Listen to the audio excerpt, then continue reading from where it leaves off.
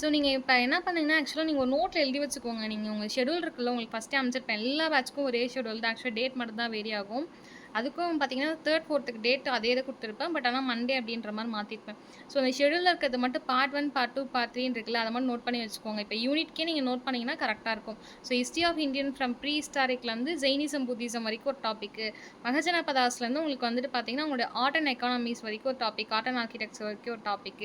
அப்புறம் இந்த 3 வந்து கொஞ்சம் எலாபரேட்டா இருக்கும். சுங்காஸ்ல இருந்துட்டு அவங்களுடைய லாஸ்ட்டா பார்த்தீங்கன்னா, முஸ்லீமோட கான்குவெஸ்ட் வரைக்கும் அப்படின்றத ஞாபகம் வச்சுக்கோங்க. ஓகேங்களா? ஸோ அந்த ஃபர்ஸ்ட்டு டாபிக் நான் மேலேயே சொன்ன மாரி தான் ப்ரீ ஹிஸ்டாரிக் போறதுக்கு முன்னாடி வந்து பார்த்தீங்கன்னா, அந்த ஜியாகிரபிக்கல் ஃபீச்சர வந்து நம்ம தெரிஞ்சுக்கணும். புவியியல் அமைப்புகள் எப்படி இருந்தது? அதன் மூலியமா நமக்கு என்ன வரலாற்று ஆதாரங்கள சொல்ல வராங்க அப்படின்றது. ஓகேங்களா? ஸோ ஃபர்ஸ்ட்டு பேசிக்கா இருந்து போயிடலாம்.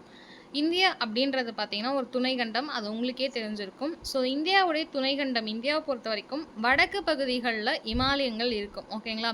ஸோ டிஎன்பிஎஸ்சி இத நீங்க எங்க ப்ரிஃபர் பண்ணணும் அப்படின்னு பார்த்தீங்கன்னா, ஜியோகிராஃபில 10த் ஜியோகிராஃபில ஃபர்ஸ்ட் லெசன் இருக்கும். ஓகேங்களா? ஜஸ்ட் நீங்க ஒன்ஸ் மட்டும் வாசிச்சுட்டு வந்துங்களேன். வாசிச்சுட்டு ஜஸ்ட் ஒன்ஸ் பாருங்க. ஏன்னா, அந்த கொஷின்ஸ் வந்து இப்போ கேட்கறது இல்ல. மேக்ஸிமம் பார்த்தீங்கன்னா, ஜியோகிராஃபிக்கல் ஃபீச்சர்ஸ்லேருந்து உங்களுக்கு கொஷின் இப்போ வந்து யூஜிலியோ, பிஜிலியோ கேட்கறதில்ல. ஜஸ்ட் ஒரு ரீட் அவுட் பண்ணிட்டு வாட்ச் மட்டும் வாங்க தெரிஞ்சுக்கிறதுக்காக. அப்படியே கேட்டாலும் உங்களுக்கு 2 டாபிக்லேருந்து தான் வரும். ஓகேங்களா? ஒண்ணு வந்து இந்த கைபர் போலான் கணவாய்கள் இருக்குல்ல, இதுலேருந்து வரும். அப்புறம் பார்த்தீங்கன்னா, அந்த ஹிமாலயாஸ்ல வந்து அந்த டன்ஸ் அப்படிலாம் சொல்லிட்டு 3 பிரிவுகள் வரும். அதுலேருந்து கேள்விகள் வரும். மேக்ஸிமம் 95%. ஸோ ஜஸ்ட் ஒரு ரீட் அவுட் மட்டும் 10த் லெசனில் ஃபர்ஸ்ட் லெசன் இருக்கும் ஜியோகிராஃபில படிச்சுட்டு வாங்க. ஓகேங்களா? ஸோ இந்திய துணைக்கண்டம் பொறுத்த வரைக்கும் தெரிஞ்சிருக்கும். ஸோ வடக்கு என்ன இருக்குது அப்படின்னு பார்த்தீங்கன்னா, இமயமலை இருக்கும். ஸோ 3 பக்கம் கடல்களால் சூழப்பட்டது தான் இந்தியா அப்படின்றது நமக்கு தெரியும். ஸோ கைபர் பொறுத்த வரைக்கும் கைபர் போலான் கணவாய்கள் அப்படின்னு சொல்லும்போது, இந்து குஷ் மற்றும் சுலைமான் மலைத்தொடர்கள்லாம் அமைஞ்சிருக்கு. ஓகேங்களா? இது உங்களுக்கு ஓரளவுக்கு பாயிண்ட்ஸ் மாதிரி தான் கொண்டு போகிறாங்க. கொஞ்சம் ஈஸியாக நீங்கள் வந்து படிச்சுப்பீங்க ஆக்சுவலாக. ஸோ கைபர் போலான் கணவாய்கள் எங்கே இருக்குது அப்படின்னு கேள்விகளில் வந்துச்சுன்னா, இந்து குஷ் மற்றும் கலைமான் மலைத்தொடர்களில் வந்து அமைஞ்சிருக்கு அப்படின்ற விஷயம் தெரிஞ்சுக்கோங்க.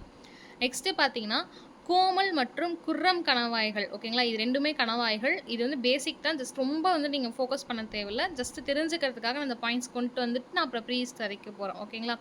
ஸோ கோமல் மற்றும் குர்ரம் கணவாய்கள் வழியாக வந்துட்டு பழங்காலத்தில் இருக்கக்கூடிய வடமேற்கு வணிகர்கள் இருப்பாங்க பார்த்தீங்களா? அந்த வணிகம் செய்யறதுக்கோ இல்லை படையெடுப்புகள் நடத்துறதுக்கோ இந்த கணவாய்களை யூஸ் பண்ணியிருக்காங்க. ஓகேங்களா? எந்த கணவாய்களை?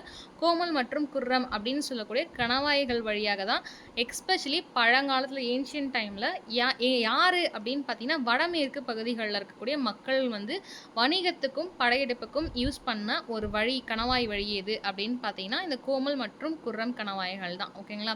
ஸோ அதே போல் கைபர் மற்றும் போலான் கணவாய்கள் வந்து எங்கே இருக்குது, எங்கே அமைந்துள்ளது அப்படின்னு கேட்டிங்கன்னா, எந்த மலைத்தொடர்களில் அமைஞ்சிருக்கு அப்படின்னு கேட்டிங்கன்னா, இந்து குஷ் மற்றும் சுலைமான். ஓகேங்களா? நெக்ஸ்ட்டு பார்த்தீங்கன்னா, உங்களுக்கு 4வது விந்தியா. ரொம்ப இம்பார்ட்டன்ட். விந்தியா, சாத்புரா தான். ஸோ விந்தியா, சாத்புரா மலைகள் இந்தியாவை வந்து வட இந்தியா, தென் இந்தியா என பெரும் பிரிவுகளா பிரிக்குதாமா. ஓகேங்களா? ஸோ இந்த பாயிண்ட் வந்து டிஎன்பிஎஸ்சிக்கு நிறைய டைம் கேட்டிருக்காங்க. ஜஸ்ட் தெரிஞ்சுக்கோங்க. ஸோ உங்களுக்கு பார்த்தீங்கன்னா, விந்தியா, சாத்புரா மலைகள் இருக்குது பார்த்தீங்கன்னா, ரொம்ப ரொம்ப இம்பார்ட்டன்ட் பார்த்தீங்கன்னா, அந்த விந்திய மலைகள் அப்படின்னு சொல்லுவாங்க. இந்த விந்தியாவும் சாத்புராவும் தான் என்ன பண்ணுதா, இந்தியா அப்படின்றது இது நார்த்து, இது சவுத்து அப்படின்னு சொல்லிட்டு பிரிக்கிறதுக்கான அந்த மலைகள் தான் காரணம்னு சொல்கிறாங்க. ஓகேங்களா? அந்த மலைகளுக்கு இந்த சைடு இருந்தால் வடக்கு பகுதியில் இருக்கவங்க வட இந்தியா, இந்த பக்கம் வந்து சவுத்தில் இருக்கவங்க, இதுக்கப்புறம் கீழே சவுத் இந்தியா அப்படின்னு சொல்லிட்டு பெரும் பிரிவுகளாக பிரிக்கக்கூடிய மலை எது அப்படின்னு கேள்விகள் வந்துச்சுன்னா, வடக்கையும் தெற்கையும் விந்தியாவும் சாத்புரா மலைகள் தான். ஓகேங்களா? உங்களுக்கான 5வது பாயிண்ட்டு, தக்கான பீடபூமி நர்மதை ஆற்றிற்கு தெற்கே முக்கோண வடிவில் அமைந்துள்ளது. ஓகேங்களா? ஸோ தக்காணம் அப்படின்னு டெக்கான் பிளாட்டியூஸ் அப்படின்னு சொல்லிட்டு சொல்லுவாங்க. ஸோ அந்த தக்கான பீடபூமி அப்படின்றது அதுதான். ஸோ இந்த நர்மதை இந்த தக்கான பீடபூமி எங்கே இருக்குது அப்படின்னு பார்த்தீங்கன்னா, நர்மதை ஆறு இருக்குல்ல, அந்த ஆற்றுக்கு தெற்கு சைடில். ஓகேங்களா? தெற்கு சைடில் முக்கோண வடிவில் அமைஞ்சிருக்காமா. ஓகேங்களா? டெக்கான் பிளாட்டியூஸ் தக்கான பீடபூமிகள் இந்தியாவை பொறுத்த வரைக்கும் மேக்ஸிமம் எங்கே இருக்குது அப்படின்னு பார்த்தீங்கன்னா, இந்த நர்மதை ஆற்றுக்கு தெற்கு பகுதிகளில் முக்கோண வடிவத்தில் இருக்குது அப்படின்னு கேட்டிருக்காங்க. ஓகேங்களா? இந்த கேள்வி வந்து எங்களுக்கு முன்னாடி பேட்ச் நெட் எழுதுனாங்க. அவங்களுக்கு வந்து ட்விஸ்ட் பண்ணி கேட்டிருந்தாங்க. ஆக்சுவலாக இந்த இடத்துல எப்படி ட்விஸ்ட் பண்ணியிருந்தாங்கன்னா, மேக்ஸிமம் நீங்கள் நெட்டு பொறுத்த வரைக்கும் யூபிஎஸ்சி பேட்டர்னில் எழுதுவீங்க. ஒன்று ஸ்டேட்மெண்ட்ஸாக வரும் எல்லாமே, இல்லைனா வந்துட்டு அசெஷன் ரீசனாக எழுதுவீங்க. எங்களுக்கு இந்த நர்மதை எங்களுக்கு முன்னாடி நம்ம ப்ரீவியஸ் இயர் ரெஃபர் பண்ணுவோம்ல, நீங்கள் நர்மதை அப்படின்றதே அவங்க ஆக்சுவலாக சரஸ்வதி சம்திங் அந்த மாதிரி கொடுத்தாங்க. ஸோ நிறைய பேர் மிஸ்டேக் பண்ண பகுதி இவ்வளோ ஆனால் அங்கே கேட்பாங்க, இங்கே கேட்க மாட்டாங்க. ஜஸ்ட்டு வந்து நீங்கள் கோ த்ரூ பண்ணி மட்டும் பார்த்துக்கோங்க. ஸோ தக்கான பீடபூமி வந்து நர்மதை ஆற்றிற்கு தெற்கு பகுதியில் எந்த ஷேப்பில் இருக்கும் அப்படின்னு பார்த்தீங்கன்னா முக்கோண வடிவத்தில் இருக்கும் அப்படின்னு சொல்கிறாங்க. ஸோ மேற்கு தொடர்ச்சி மலைகள் அப்படின்னு வெஸ்டர்ன் காட்ஸ் அப்படின்னு ஆங்கிலத்தில் சொல்லுவாங்க. இந்த மேற்கு தொடர்ச்சி மலைகளில் உள்ள முக்கிய கணவாய்கள் எது அப்படின்னு கேள்விகளில் மேபி இந்த கேள்விகள் ஸ்டேட்மெண்ட்ஸில் வரும். ஓகேங்களா, இல்லை மேட்ச்சில் வரலாம். தாழ்காட், போர்க்காட் மற்றும் பால்காட். ஓகேங்களா, பாலக்காடு அப்படின்னு சொல்லுவாங்க. ஓகேங்களா, பால்காட் அப்படின்னு சொல்லுவாங்க. ஸோ வெஸ்டர்ன் காட்ஸில் இருக்கக்கூடிய கணவாய்கள் அப்படின்னு பேசும்போது 3 கணவாய்கள் வந்து நம்ம சொல்லுவோம். தாழ்காட், போர்க்காட் மற்றும் பால்காட். ஓகேங்களா, ஆங்கிலத்தில் பால்காட், தமிழில் பாலக்காடு அப்படின்னு சொல்லுவோம். ஓகேங்களா, போர்க்காடு, தாழ்காடு, பால்காடு இப்படி தான் சொல்லுவோம் மேற்கு தொடர்ச்சி மலைகளில் இருக்கக்கூடிய முக்கிய கணவாய்களில். சிந்து நதி அப்படின்றது வந்து பார்த்தீங்கன்னா திபெத் உங்களுக்கு எல்லாத்துக்குமே தெரிஞ்சிருக்கும்னு நினைக்கிறேன். சிந்து நதி திபெத்தில் இருக்கக்கூடிய ஒரு கைலாய மலைத்தொடரில் இந்த மானே சரோவர் உங்களுக்கு எத்தனை பேருக்கு ஞாபகம் இருக்குன்னு தெரில. பிஜியில் 2021-19 சம்திங் அந்த 3 இயர்ஸில் ஃபஸ்ட்டு கொஷினாக இந்த கொஷின் எங்களுக்கு கேட்டிருந்தாங்க. நல்லா ஞாபகம் இருக்குது. ஆக்சுவலாக இந்த மானசரோவர் அப்படின்ற ஏரியை வந்து கொஷினாக கேட்டிருந்தாங்க. எங்கே வந்து உருவாகுது அப்படின்றத கொஷின். ஆக்சுவலாக இந்த கைலாய மலைத்தொடரில் வந்துட்டு இந்த மானசரோவர் வந்துட்டு ஏரிக்கு அருகே வந்து உற்பத்தி ஆகுது இந்த சிந்து நதி அப்படின்றது கொஷின். ஆக்சுவலாக இந்த மானசரோவர் அப்படின்றது கொஷின் அவங்க வந்து ஆன்சராக கேட்டிருந்தாங்க. அது எப்படி கேட்டிருந்தாங்கன்னா, சிந்து நதி வந்து திபெத்தில் இருக்கக்கூடிய கைலாய மலைத்தொடரில் வந்து உருவாகுது. எக்ஸ்பெஷலி எந்த ஏரிக்கு அருகில் வந்து உருவாகுது அப்படின்ற மாதிரி கேட்டிருந்தாங்க. மானசரோவர் ஏரிக்கு அருகே உருவாகுது. ஓகேங்களா, ஸோ பிஜிடிஆர்பியில் கேட்ட கேள்வி ஒரு முறை ஃபஸ்ட்டு கொஷினாக அதை கேட்டிருந்தாங்க. அடுத்த பாயிண்ட் பாருங்க. கங்கை நதி கங்கோத்ரி பனியாற்றில் பாகீரதி என்ற பெயரில் உற்பத்தி ஆகிறது. உங்களுக்கே தெரியும். ஸோ நம்ம சைடில் பார்த்தீங்கன்னா கங்கை அப்படின்னு சொல்லுவாங்க. ஸோ அந்த கங்கை நதியை வந்து கங்கோத்ரி அப்படின்னு சொல்லுவாங்க. ஸோ அந்த கங்கோத்ரி அப்படின்னு சொல்லிட்டு ஒரு பனி ஆற்றுல இருந்துட்டு உருவாகிறத வந்து பாகீரதி அப்படின்ற பேரில் வந்துட்டு உற்பத்தி ஆகுதான். ஓகேங்களா, ஸோ இதை நீங்கள் ஜாகிரஃபியில் வந்து ஃபுல்லாக படிச்சிங்கன்னா தெரியும். அந்தளவுக்கு டீட்டெயில்ஸ் வேணாம். இந்த பாகீரதின்ற பேர் மட்டும் ஞாபகம் வச்சுக்கோங்க. இந்த கங்கோத்ரி அல்லது கங்கையை தான் அந்த உருவாக்குற இடத்துல பாகீரதி அப்படின்னு சொல்லுவாங்க. அந்த பனி ஆறுலேருந்து வரக்கூடிய பேர் தான் பாகீரதி அப்படின்னு சொல்லுவாங்க. ஓகேங்களா, ஓகே. ஸோ கங்கை வந்து பார்த்தீங்கன்னா கங்கோத்ரியில் உருவாகுது. ஸோ அந்த பனியாற்றுலேருந்து வந்து பாகீரதி அப்படின்னு சொல்லுவோம். ஓகேங்களா, உற்பத்தி ஆகக்கூடிய அந்த இடம். ஸோ பிரம்மபுத்திரா அப்படின்னு சொல்லிட்டு ஒரு நதி இருக்குது. அந்த நதி பார்த்தீங்கன்னா திபெத்தில் சாங்போ அப்படின்ற ஒரு பேரில் வந்து அழைக்கப்படுதான். ஸோ வந்து எங்கள் திபெத் மக்களால் இந்த பிரம்மபுத்திரா நதி சாங்போ அப்படின்னு அழைக்கப்படுதான். ஓகேங்களா, ஸோ பிரம்மன் சாங் படுறாரு அப்படின்னு கூட ஞாபகம் வச்சுக்கோங்க.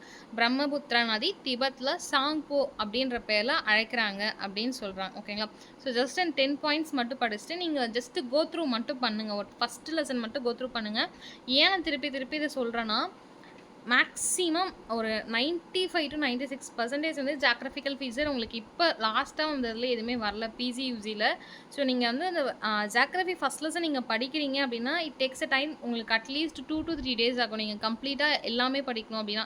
ஏன்னா கொஞ்சம் வேக பெரிய லெசனாக இருக்கும். நிறைய டேர்ம்ஸ் வந்து நமக்கு ரிப்பீட்டட் ஆகிற மாதிரி கன்ஃபியூஸ்டாக இருக்கும். ஸோ நீங்கள் அவ்வளோ ஃபோக்கஸ் பண்ணி 3 days வேஸ்ட் பண்ணுறீங்க அப்படின்றதுக்காக சொல்கிறேன். ஜஸ்ட் ஒன்ஸ் படிச்சுட்டு திருப்பி எக்ஸாமுக்கு முன்னாடி ஒன்ஸ் படிங்க. ஒரு 3 times மட்டும் படிக்கிற மாதிரி வச்சுக்கோங்க. ஏன்னா இந்த ஒரு டாப்பிக்காக நீங்கள் 3 days வேஸ்ட் பண்ண தேவையில்லை. ஓகேங்களா, ஓகே. ஸோ நெக்ஸ்ட்டு பாருங்கள். அதுக்கப்புறம் ப்ரீ ஹிஸ்டாரிக் கல்வெட்டுகள் பற்றி பார்க்க ஆரம்பிச்சிடலாம். ஸோ கல்வெட்டுகள் பொறுத்த வரைக்கும் கல்வெட்டுகளை பற்றி படிக்கிற படிப்புக்கு என்ன பேர் அறிவியல் துறைகளில் அப்படின்னு பார்த்தீங்கன்னா எபிகிராஃபி அப்படின்னு சொல்லுவாங்க. ஸோ கல்வெட்டியல் அப்படின்னு சொல்லுவோம் பார்த்தீங்களா. இந்த கல்வெட்டுகளை வந்து படிக்கிற படிப்புக்கு வந்து அறிவியல் துறைகளில் எபிகிராஃபின்னு சொல்லுவாங்க. இந்த கல்வெட்டுகளை வந்து அந்த படிப்பாங்க பார்த்தீங்களா, அது வந்து என்ன ஸ்கிரிப்ட் அப்படின்னு கேட்டாங்கன்னா கிரந்தம் அப்படின்ற ஒரு ஸ்கிரிப்ட் தான் ஆக்சுவலாக. ஓகேங்களா, ஸோ இந்த ஆர்கியாலஜிக்கலில் பார்த்தீங்கன்னா நிறைய கல்வெட்டுகளில் வாசிப்பாங்க. அந்த வாசிக்கக்கூடிய ஸ்கிரிப்ட் பேர் என்ன கிரந்தம் அப்படின்னு சொல்லுவாங்க. இந்த சமஸ்கிருதம் இருக்குல்ல, அந்த மாதிரி கிரந்தம் அப்படின்றது ஒரு மொழி, ஆக்சுவல் லாங்குவேஜ். ஓகேங்களா, ஸோ ஆதி காலத்தில் வந்து மேக்ஸிமம் ஸ்கிரிப்ட். ஓகே, சரி.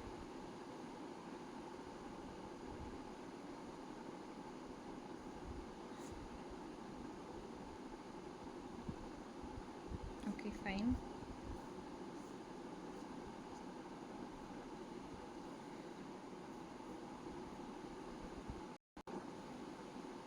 Okay, fine.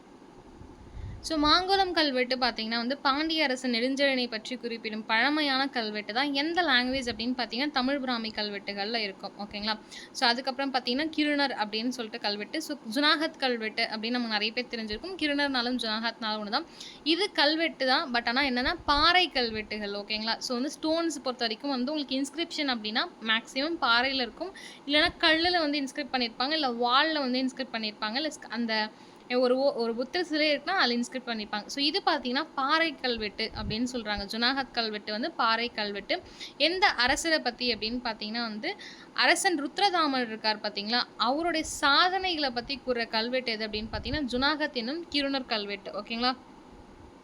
இது வந்து ஒரு சத்திரப் அரசர் தான். ஸோ வந்து ருத்ரதாமன் ரொம்ப ஞாபகம் வச்சுக்கோங்க. ருத்ரதாமன் சாதனைகளை பற்றி கூறும் கல்வெட்டு ஜுனாகத் மற்றும் கிருணர் கல்வெட்டு. ஓகேங்களா?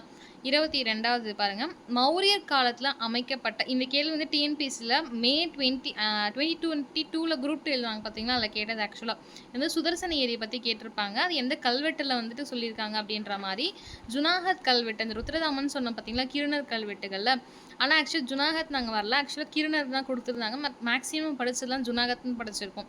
ஸோ மௌரியர் காலத்துல அமைக்கப்பட்ட ஏரி தான் பார்த்தீங்கன்னா, சுதர்சன ஏரி. ஸோ அத வந்து புனரமைக்கப்பட்டத வந்து எந்த கல்வெட்டுகள்ல வந்து தெளிவா சொல்லியிருக்காங்க அப்படின்னு பார்த்தீங்கன்னா, ஜுனாகத் என்னும் கிருணர் கல்வெட்டுகள்ல சொல்லியிருக்காங்க அப்படின்னு சொல்றாங்க. ஓகேங்களா? ஸோ பாருங்க கல்வெட்டுகள்லே ஆக்சுவலி இவ்ளோ இருக்கு நமக்கு. நெக்ஸ்ட் பாருங்க குவாலியர் கல்வெட்டு. இது உங்களுக்கு நான் சென்ட் பண்ணிடுறேன். இது உட்காந்து நீங்க ஹிண்ட் எடுக்க தேவையில்ல. நான் சொல்லும்போது சொல்வேன். நான் எக்ஸ்ட்ரா சொல்றேன். அப்போ மட்டும் நீங்க ஹிண்ட் எடுத்துக்கோங்க. ஓகேங்களா? ஸோ இதெல்லாம் நம்ம எக்ஸ்ட்ரா தேவையில்ல. நம்ம வந்து ஆஸ் யூசுவல் எப்பயும் வந்துட்டு ஒரு சிந்து சமவெளிக்கு அப்புறம் நம்ம எக்ஸ்ட்ரா சொல்ல ஆரம்பிச்சுக்கலாம். பிதாரித்தூன் கல்வெட்டு பொறுத்தவரைக்கும் குவாலியர் கல்வெட்டு பொறுத்தவரைக்கும் குர்ஜா பிர்திகாரா ஓகே. குவாலியர் கல்வெட்டு பொறுத்தவரைக்கும் என்ன அப்படின்னு பார்த்தீங்கன்னா, குர்ஜாரா பிரதிகாரா அரசன் ஓகே. ஆக்சுவலா வந்துட்டு இது என்ன அப்படின்னு பார்த்தீங்கன்னா வந்துட்டு, குர்ஜாரா பிரதிகாரா அப்படின்றது அரசன் ஆக்சுவலா போஜன் காலத்தை சேர்ந்தது. ஓகேங்களா? போஜன் அப்படின்றவங்களும் வந்து அவங்களுடைய கான்டெம்பரரா இருப்பாங்க ஆக்சுவலா சமகாலத்தவரா. ஸோ அவங்களோட எப்படி சொல்றது? காலத்த சேர்ந்தவங்க அப்படின்றத உணர்த்தக்கூடிய கல்வெட்டு எது அப்படின்னு பார்த்தீங்கன்னா, குவாலியர் கல்வெட்டு. ஓகேங்களா? ஸோ குவாலியர் கல்வெட்டு அப்படின்றது குர்ஜாரா பிரதிகாரா அரசன் போஜன் காலத்த சேர்ந்தவர் அப்படின்னு சொல்லிட்டு அது குறிப்பிட்ட கல்வெட்டு எது அப்படின்னு பார்த்தீங்கன்னா வந்து இந்த குவாலியர் கல்வெட்டு. ஓகேங்களா? ஸோ இது கொஞ்சம் புதுசா இருக்கும். நெக்ஸ்ட்லாம் வந்து தெரிஞ்சதா இருக்கும். நெக்ஸ்ட் பார்த்தீங்கன்னா, பிதாரித்தூன் கல்வெட்டு உங்களுக்கு தெரிஞ்சிருக்கும். குப்தர் காலத்துல ஸ்கந்தகுப்தர் அவர்களால வந்துட்டு இது பண்ணியிருக்கும். ஸோ ஸ்கந்தகுப்தர் ஹீனர்களை தோற்கடித்ததை வந்து விவரிக்கிற கல்வெட்டு எது அப்படின்னு பார்த்தீங்கன்னா, பிதாரித்தூன் கல்வெட்டு. ஓகேங்களா? ஸோ குப்தரை பொறுத்த வரைக்குமே உங்களுக்கு 4, 5 கல்வெட்டுகள் வரும் ஆக்சுவலா. பட் மெயினா நம்ம பார்த்தீங்கன்னா, மெக்ரூலி இருபுத்தூன் படிப்போம். நெக்ஸ்ட் பார்த்தீங்கன்னா வந்து சமுத்திரகுப்தருடைய கல்வெட்டுகள் படிப்போம். அண்ட் தென் பார்த்தீங்கன்னா, பிதாரித்தூன் கல்வெட்டுகள் படிப்போம். இது 3ம் படிப்போம். எக்ஸ்ட்ரா இன்னுமே ஒரு 6, 7 இருக்கு. பட் ஆனா மேக்ஸிமம் புக்ஸ்ல நமக்கு குடுக்கறதில்ல. ஓகேங்களா? ஸோ பிதாரித்தூன் கல்வெட்டுகள் பொறுத்த வரைக்கும் ஸ்கந்தகுப்தர் அவர்கள் ஹீனர்கள் ஹன்ஸ்ன்னு சொல்லுவாங்க பார்த்தீங்களா, அந்த ஹீனர்களை தோற்கடிக்கக்கூடிய விவரங்கள பத்தி கூறுற கல்வெட்டு எது அப்படின்னு கேள்விகள்ல வந்துச்சுன்னா, பிதாரித்தூன் கல்வெட்டு. ஓகேங்களா? ஸோ 25வது பாயிண்ட் பாருங்க. மெக்ரலி இரும்பு தூண் கல்வெட்டு அப்படின்னு பார்த்தீங்கன்னா வந்து 2ஆம் சந்திரகுப்தர் அவர்கள் இவருக்கு நிறைய பேர் இருக்கும். தயவு செஞ்சு அவருடைய ஒரு 16, 17 பேர் இருக்கும். அது எல்லாத்தையுமே படிச்சு வச்சுக்கோங்க. அதில் ஒரு 10 பேருக்கு வந்து அந்த மாதிரி அந்த நேம்ஸ் கண்டிப்பாக வந்துட்டே இருக்கும். மீதி இருக்கக்கூடிய 6, 7 பேரையும் முடிஞ்ச அளவுக்கு நினைவு கூற வச்சுக்கோங்க. ஓகேங்களா? ஸோ மெக்ரோலி இரும்புத்தூண் கல்வெட்டு அப்படின்றது 2ஆம் சந்திரகுப்தர் அதனுடைய வெற்றிகளை வந்து கூறுறது தான். ஓகேங்களா? ஸோ 2ஆம் சந்திரகுப்தர் விக்ரமாதித்தன் அப்படின்னு சொல்லக்கூடிய அவருடைய வெற்றிகளை வந்து கூறும் கல்வெட்டு எது அப்படின்னு பார்த்தீங்கன்னா, மெக்ரோலி இரும்புத்தூண் கல்வெட்டு. 26வது நானாகட் கல்வெட்டு. சாதவாகனர்கள் இருப்பாங்க பார்த்தீங்களா? ஸோ சாதவாகனர்கள் அப்படின்னு சொன்னோனே உங்களுக்கு டக்குன்னு ஒரு விஷயம் வந்து ஸ்ட்ரைக் ஆயிருக்கும். என்ன அப்படின்னு பார்த்தீங்கன்னா, அவங்களுடைய தாயோடைய பேரை வந்துட்டு அவங்க சேர்த்து வந்து எப்பவுமே வச்சுப்பாங்க. இப்போ நம்ம எப்படி தந்தை பேரை பின்னாடி சேர்த்துப்போம் அப்படின்னு பார்த்தீங்கன்னா, அதே போல இந்த சாதவாகனர்களுடைய சிறப்பு அப்படின்னு பார்க்கும்போது வந்து அவங்களுடைய அந்த வாணிகம் சொல்லுவாங்க. எப்படி சொல்றது? அவங்க ட்ரேட் அண்ட் காமர்ஸ்ன்னு சொல்லுவாங்க பார்த்தீங்களா? வணிகம். அதுலயும் மிக சிறந்த ஒரு ஆளுமை கொண்டவங்க. அதை தாண்டி உங்களுடைய ஸ்பெஷாலிட்டி எது அப்படின்னு பார்த்தீங்கன்னா, தன்னுடைய தாயோட பேரை பின்னாடி சேர்த்துப்பாங்க. இந்த சாதவாகனர்கள் பொறுத்த வரைக்கும். ஓகேங்களா? ஸோ நானாகட் கல்வெட்டு சாதவாகன அரசர் 1ஆம் சதகர்ணி இருக்காங்க. ரொம்ப இம்பார்ட்டன்ட் சாதவாகன அரசுல இவர் தான் கௌதம சதகர்ணி அப்படின்றது. ஓகேங்களா?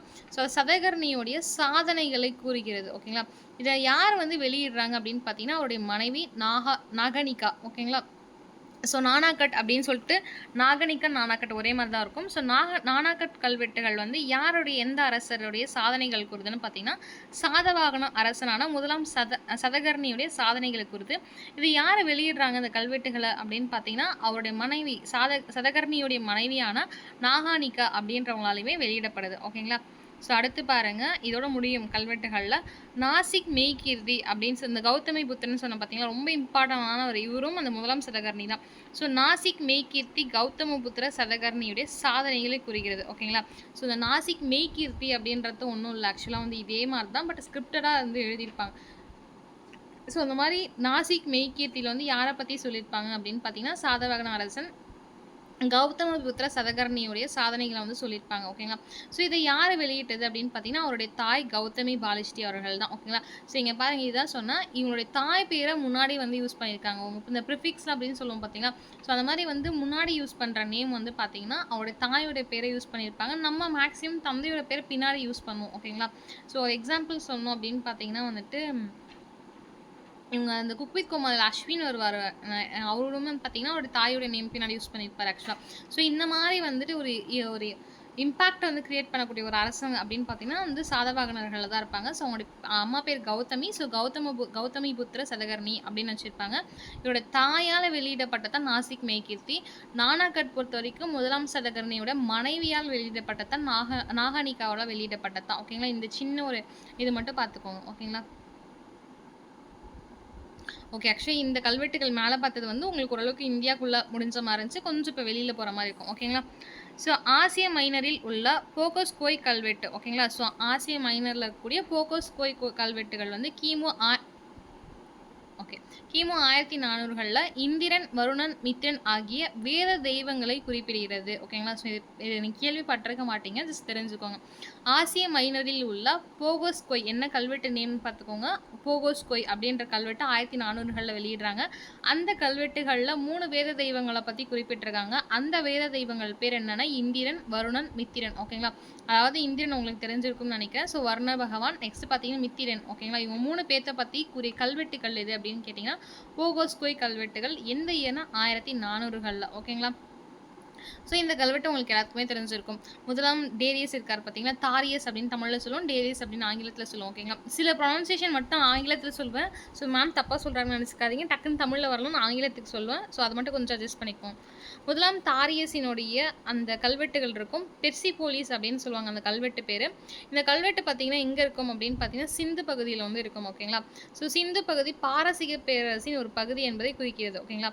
ஸோ இந்த முதலாம் தாரிஸ் இருக்கார் பார்த்தீங்களா, இந்த தாரியஸோடைய கல்வெட்டுக்கு பேர் என்ன அப்படின்னு பார்த்தீங்கன்னா பெர்சிபோலிஸ் அப்படின்னு சொல்லுவாங்க. ஓகேங்களா. தாரிஸ், பெர்சிபோலிஸ் ஒரே மாதிரி இருக்கும். லீஸ் லீஸ் லீஸ் அப்படின்ற மாதிரி. ஸோ இந்த கல்வெட்டுகள் வந்து என்ன மீன் பண்ணுது அப்படின்னு பார்த்தீங்கன்னா, சிந்து அப்படின்னு ஒரு பகுதி இருந்தது. உங்களுக்கு தெரிஞ்சிருக்கும் 712களில் வந்து தாகிர் வந்துட்டு அரசராக இருப்பார். அதுக்கப்புறமேட்டுக்கா சண்டைகள் வரும். அப்புறம் வந்து வருவாங்க முகமது அவர்கள்லாம் அப்படின்னு படிச்சிருப்பீங்க. ஸோ இங்கே பார்த்தீங்கன்னா இந்த கல்வெட்டுகள் வந்து என்ன குறிப்பிட்டிருக்கு இந்த பெர்சிபோலியஸ் அப்படின்னு பார்த்தீங்கன்னா சிந்துன்னு ஒரு பகுதி இருக்குது. அந்த பகுதி பார்த்தீங்கன்னா பாரசீகர் இருக்காங்க பார்த்தீங்களா, பெர்ஷியன்ஸ்ன்னு சொல்லுவாங்க. அந்த பாரசீக பேரரசுடைய ஒரு பகுதியாக வந்து இருந்திருக்கு அப்படின்னு சொல்லிட்டு சொல்கிறாங்க. ஓகேங்களா. ஸோ வந்து இன்னொரு ஒரு மேனுவல் ரைட்டிங்கில் என்ன சொல்லியிருப்பாங்கன்னா, மேக்ஸிமம் சிந்து வந்து நம்மளோட இந்தியா பாகிஸ்தான் இருக்குன்னு படிச்சிருப்போம். இவங்க பாரசீகம் அப்படின்ற மாதிரி மென்ஷன் பண்ணியிருப்பாங்க. இதை வந்து ஒரு ஆத்தர் என்ன பண்ணியிருப்பாருன்னா, நீங்கள் எப்படி இப்படி சொல்லலாம் அப்படின்ற மாதிரி இது ஆக்சுவலாக தப்பு அப்படின்ற மாதிரி ப்ரூவ் பண்ணி ஒரு புக்கே எழுதியிருப்பார் லேட்டரில். ஆக்சுவலாக ஜஸ்ட்டு டைம் இருந்தால் நீங்கள் அதை படிங்க. அந்த புக் பேர் நான் லேட்டரில் சொல்கிறேன். ஓகேங்களா. ஸோ அவர் என்ன ப்ரூவ் பண்ணியிருப்பாருன்னா, அந்த சிந்து அப்படின்றத வந்துட்டு எங்கே இருக்குது அப்படின்னு பார்த்தீங்கன்னா உங்களுக்கு இந்தியா பாகிஸ்தானில் இருக்குது அப்படின்னு ப்ரூவ் பண்ணியிருப்பாங்க. இந்த கல்வெட்டை வந்துட்டு இந்த ஒரு லைனை அவர் அப்போஸ் பண்ணி அவ்வளோ பேர் புக்கே ஆக்சுவலாக எழுதியிருப்பாருங்க. ஆக்சுவலி ஜியாகிரபிக்கல் பேசுகிற வச்சு. ஓகே. அதுக்கடுத்து ரொம்ப இம்பார்ட்டன்ட் அசோகருடைய கல்வெட்டு நான் ஃபஸ்ட்டே சொல்லியிருப்பேன். அந்த 13 மேஜர் ராக்கெட் எக்ஸும் சரி, மினி ராக்கெட் எக்ஸும் சரி எல்லாத்தையுமே நான் கொடுத்துருப்பேன். ஒரு ஷார்ட்ஸாகவும் கொடுத்துருப்பேன், ஒரு யூடியூப் அந்த ஒரு ஃபுல் வீடியோவாக கொடுத்துருப்பேன். 14 தயவு செஞ்சு படிச்சுக்கோங்க. நான் இதில் வந்து 1 எக்ஸாம்பிளாக கொடுத்துருக்காங்க. அந்த 14யும் தயவு செஞ்சு படிச்சுக்கோங்க. 13, 14மே ஃபுல்லாக படிச்சுக்கோங்க. ஃபஸ்ட்டு, செகண்ட், தேர்ட் எப்பவுமே கேட்குறது, அண்ட் 13 எப்பவுமே கேட்குறது. பட் இருந்தாலும் இன் பிட்வீனில் இருக்கக்கூடியது எல்லாம் படிச்சுக்கோங்க. அசோகருடைய 13வது பாறை கல்வெட்டு எதை பற்றி சொல்லுது அப்படின்னு பார்த்தீங்கன்னா, அவருடைய கலிங்க போருடைய வெற்றியை பற்றி விவரிக்கிறது தான் வந்து 13வது கல்வெட்டு. ஓகேங்களா. ஸோ 13. ஓகே. அதுக்கப்புறம் என்ன அப்படின்னு பார்த்தீங்கன்னா, ஓகே உங்களுக்கு ஆக்சுவலாக தனியாக கல்வெட்டுகள் தரவே தேவையில்ல போல. எல்லாமே ஆக்சுவலாக சொல்லிட்டாங்க. அசோகருடைய லும்பினி அப்படின்னு சொல்லிட்டு ஒரு கல்வெட்டு இருக்கும். ஸோ அந்த கல்வெட்டு தூண் கல்வெட்டு. ஓகேங்களா. ஸோ அதுதான் என்ன அப்படின்னு பார்த்தீங்கன்னா தூண் கல்வெட்டு. இது எப்படி சொல்லுவோம் அப்படின்னு பார்த்தீங்கன்னா ரூமிண்டாய் அப்படின்னு சொல்லிட்டு சொல்லுவோம். ஓகேனா ரூமிண்டே அப்படின்னு சொல்லுவோம். இந்த தூண் கல்வெட்டு வந்து அசோகருடைய நிலவரி பார்த்தீங்களா, லேண்ட் டாக்ஸஸ் அப்படின்னு சொல்லுவோம்ல, அந்த லேண்ட் டாக்ஸஸை பற்றி வந்துட்டு பேசுறது தான் வந்துட்டு இந்த அசோகருடைய லும்பினி தூண் கல்வெட்டு அப்படின்னு சொல்கிறாங்க. அதில் என்ன பேசியிருப்பாங்க அப்படின்னு பார்த்தீங்கன்னா, அசோகர் வந்து என்ன பண்ணியிருப்பாங்கன்னா ஸ்டார்டிங்கில் ரொம்ப நல்லவராலாம் இருந்திருக்க மாட்டார். இதெல்லாம் அவருடைய மைண்ட் செட் எப்படி இருக்கும் அப்படின்னு பார்த்தீங்கன்னா வந்துட்டு, தன்னுடைய அப்பாவோட நம்ம அதிகமாக வந்துட்டு நம்ம ஆட்சி வந்து எல்லை பிடிக்கணும் அப்படின்ற ஒரு மைண்ட் செட் வச்சிருந்திருப்பாரு. ஸோ லேட்டர்ல கலிங்க போர் வந்து ரத்தம் வெள்ளமா போனத பார்த்துட்டு மாறியிருப்பாரு. அதுக்கப்புறம் அவங்களுடைய மகன வந்து 2 பேத்தையும் வந்து இலங்கைக்கு அனுப்பிச்சிருப்பாங்க அப்படின்ற மாரி படிச்சிருப்போம். ஸோ அப்ப என்ன ஆகும் அப்படின்னு பார்த்தீங்கன்னா, டாக்ஸஸுமே அவருடைய டைம்ல வந்து கொஞ்சம் பீக்ல இருக்க மாரி இருக்கும். இவர் என்ன பண்றாருன்னா, அந்த கலிங்க போருக்கு அப்புறம் அந்த டாக்ஸஸ்லாம் என்ன பண்றாருன்னா, குறைக்க ஆரம்பிச்சிருப்பாரு. எல்லாமே காமனா மக்களுக்கு வந்து நம்ம நல்லது செய்யணும். ஈவன் வந்து அனிமல் ஹார்ம்ஃபுல் உங்களுக்கு வந்து பார்த்தீங்கன்னா, ஃபர்ஸ்ட்லயே அதான் படிப்பீங்க. மிருகங்களுக்கு ஒரு ஹாஸ்பிட்டல் கட்டியிருப்பாரு. ஹார்ம்ஃபுல் எது துன்பப்படுத்தக்கூடாது. ஈவன் வந்து அந்த அளவுக்குமே வந்து மாறியிருப்பாரு ஆக்சுவலா அவரு. ஸோ வந்துட்டு அப்படி மாறுனதுக்கான காரணமும் கலிங்க வார் தான். அதுல வந்து என்ன சொல்லியிருப்பாங்கன்னா, இதுல அவரு டாக்ஸஸ் வந்து குறைக்க ஆரம்பிச்சிருப்பாரு. ஓகே இதுக்கு மட்டும் நீங்க கட்டுனா போதும். அன்வான்டடா இதுக்கு மேல பெயிட் பண்ண தேவையில்ல அப்படின்ற மாரி சொல்லியிருப்பாரு. அந்த நில வரியை வந்து குறைச்சத பத்தி பேசுற கல்வெட்டு தான் அரசருடைய லும்பினி கல்வெட்டு. ஓகேங்களா? ஸோ லும்பினி அப்படின்றது வந்து தூண் கல்வெட்டு. ஓகேங்களா? ஸோ மெக்ரோலி தூண்ன்னு சொல்லுவோம் பார்த்தீங்களா? அந்த மாரி தூண்கள்ல பில்லர்ன்னு சொல்லுவாங்க. பில்லர் இன்ஸ்கிரிப்ஷன்ஸ் அப்படின்னு ஆங்கிலத்துல சொல்லுவாங்க. அந்த தூண் கல்வெட்டுகள்ல வந்து இத பத்தி சொல்லியிருக்காங்க. இன்கேஸ் உங்களுக்கு லும்பினி அப்படின்ற வார்த்தை குடுக்காம ருமிண்டே அப்படின்னு குடுத்தாலும் அசோகருடைய அந்த தூண் கல்வெட்டுகள் தான். ஓகேங்களா? அதனால சில வேர்ட பிராக்கெட் இன் பிராக்கெட், அவுட் பிராக்கெட் பண்ணி போட்டிருப்பாங்க. தெரிஞ்சுக்கோங்க. நெக்ஸ்ட் பார்த்தீங்கன்னா, ஈரான் அதாவது ஆக்சுவலா ஏரான் கல்வெட்டு தான். பட் ஆனா நம்ம ஈரான்லாம் படிக்க ஆரம்பிச்சுட்டோம். இந்த ஏரான் கல்வெட்டு எப்போ அப்படின்னு பார்த்தீங்கன்னா, கிறிஸ்து பிறப்பதற்கு அதாவது கிபி 510ல வந்து சொல்றாங்க. இந்த கல்வெட்டுகள்ல என்ன சொல்லியிருக்காங்க அப்படின்னு பார்த்தீங்கன்னா, சதி என்னும் உடன்கட்டை ஏறும் வழக்கம் வந்து இருந்திருக்கு அப்படின்னு சொல்லியிருக்காங்க. ஃபர்ஸ்ட்டு நமக்கு வந்து ஒரு சான்றா கிடைச்ச கல்வெட்டு இந்த மாரி சதி சிஸ்டம் நமக்கு இருக்கு அப்படின்னு தெரிஞ்ச கல்வெட்டு எது அப்படின்னு பார்த்தீங்கன்னா, அந்த ஏரான் கல்வெட்டு அப்படின்னு சொல்லுவாங்க. ஓகேங்களா? இந்த கல்வெட்டு 510கள்ல வந்துட்டு கிபி 510கள்ல பொறிக்கப்பட்டிருக்கும். இந்த கல்வெட்டுகள்ல சதின்ற ஒரு பழக்கம் வந்து இந்தியாவுல நடைமுறையில் இருந்திருக்கு அப்படின்னு சொல்லிட்டு நம்ம ஃபர்ஸ்ட்டு தெரிஞ்ச கல்வெட்டு இதான். ஓகேங்களா? ஸோ இதுவரைக்கும் பார்த்தீங்கன்னா, உங்களுக்கு கல்வெட்டு சான்றுகள் பத்தி பார்த்துருப்போம். மேக்ஸிமம் எல்லா கல்வெட்டுகளும் வந்துட்டு இருக்கும்னு நினைக்கிறேன். இன்கேஸ் நான் எதாவது இல்லைன்னா, நான் உங்களுக்கு அப்புறமா ரெஃபர் பண்ணி சொல்றேன். ஓகேவா? ஏன்னா நானுமே இப்போ தான் பார்க்குறேன் ஆக்சுவலா. எனக்கு டைம் இல்ல. ஜஸ்ட்டு ஸ்வைப் பண்ணி கூட பார்க்கல. நானும் இப்போ தான் வந்துட்டு இப்போ தான் எனக்குமே சென்ட் பண்ணாங்க. இப்போ தான் பார்க்குறேன். ஸோ நெக்ஸ்ட் என்ன அப்படின்னு பார்த்தீங்கன்னா, எபிகிராஃபி முடிச்சிட்டோம். ஸோ வந்து கல்வெட்டுகள் முடிஞ்சிச்சு. ஓகேங்களா? ஸோ அடுத்த டாபிக் பார்த்தீங்கன்னா, நான் மேலேயே சொன்ன மாரி அந்த எபிகிராஃபிக்கு அப்புறம் பார்த்தீங்கன்னா, நியூமிஸ்மேட்டிக். இது எந்த டாப்பிக்ல வரும்னா, லிட்ரரி சோர்சஸ், ஆர்க்கியாலஜிக்கல்லாம் வரும்ல, நியூமிஸ்மேட்டிக், மானுமெண்ட்ஸ் இந்த இதெல்லாம் வச்சு ஹிஸ்டரி சோர்சஸ் தெரிஞ்சுப்போம்ல, அந்த டாப்பிக்ல வந்துட்டு இருக்கும். ஸோ நாணயங்கள். ஸோ நாணயங்கள் அப்படின்னு ஸ்டார்ட் பண்ண உடனே ஒரு பேர் தான் வரும். ஜஸ்ட் நீங்கள் மைக்கை மட்டும் கொஞ்சம் தண்ணி குடிச்சுக்கலாம். மைக் மட்டும் அன்மியூட் பண்ணிட்டு யாருடைய பேருன்னு சொல்லுங்க பார்ப்போம். நாணயங்கள் அப்படின்னு சொன்னாவே கண்டிப்பா இவருடைய பேர் தான் வரும். Okay very good. வேற யாரு? தந்தைன்னு சொல்லுவாங்க. ஓகே நெக்ஸ்ட் இன்னொருத்தர் கூட ரொம்ப ஃபெமிலியரா இருக்காங்க ஆக்சுவலா. நீங்க நிறைய டைம் இந்த क्वेश्चंसக்கு ஆன்சர் எழுதிருப்பீங்க. ஈவன் பிஜி யூஜி டெட் எல்லாமே. சமுத்திரகுப்தர் மேம். Very good. ஸோ இப்போ அடுத்த டாபிக் எபிகிராஃபிக் அப்புறம் என்ன அப்படின்னு பார்த்தீங்கன்னா, நியூமிஸ்மேட்டிக்ஸ். ஸோ நியூமிஸ்மேட்டிக்ஸ் அப்படின்றது ஸ்டடி ஆஃப் காயின்ஸ் அப்படின்னு சொல்லுவோம். நம்ம யூஜியில் ஆக்சுவலாக எனக்கு இன்னுமே ஞாபகம் இருக்குது. யூஜியில் ஃபஸ்ட்டு செமஸ்டரில் ஃபஸ்ட்டு லெசனாக நம்ம இதுதான் படிச்சிருப்போம். இன்கேஸ் நான் யூனிவர்சிட்டி போர்ஷனில் சொல்கிறேன், மேக்ஸிமம் நீங்கள் எல்லாமே தான் படிச்சிருப்பீங்க.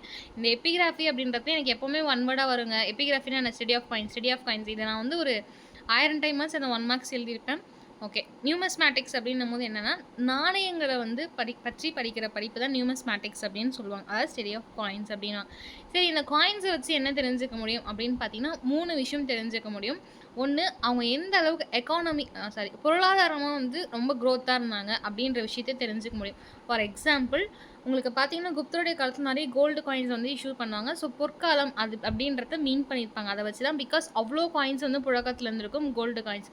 ஸோ அப்போ பொருளாதார ரீதியாக வந்துட்டு குப்தர்கள் நல்லா இருந்திருக்காங்க அப்படின்ற விஷயம் நமக்கு தெரிஞ்சிருக்கும். ஸோ வெல்த் ஆஃப் ப்ராஸ்பரிட்டி அவங்க வெல்த் எப்படி இருந்தது அப்படின்றத நம்ம தெரிஞ்சுக்கலாம். செகண்ட் என்ன அப்படின்னு பார்த்தீங்கன்னா, உருவப்படங்கள் ஆக்சுவலாக. ஸோ உருவங்கள் அப்படின்னும் போது இப்போ முகமது கோரி பொறுத்த வரைக்கும் பார்த்தீங்கன்னா லக்ஷ்மி வச்சுருப்பாங்க. ஸோ சமுத்திரகுப்தர் பொறுத்த வரைக்கும்னா அவர் வீணை வாசிக்கிற மாதிரி ஒரு ஸ்டில் இருக்கும்.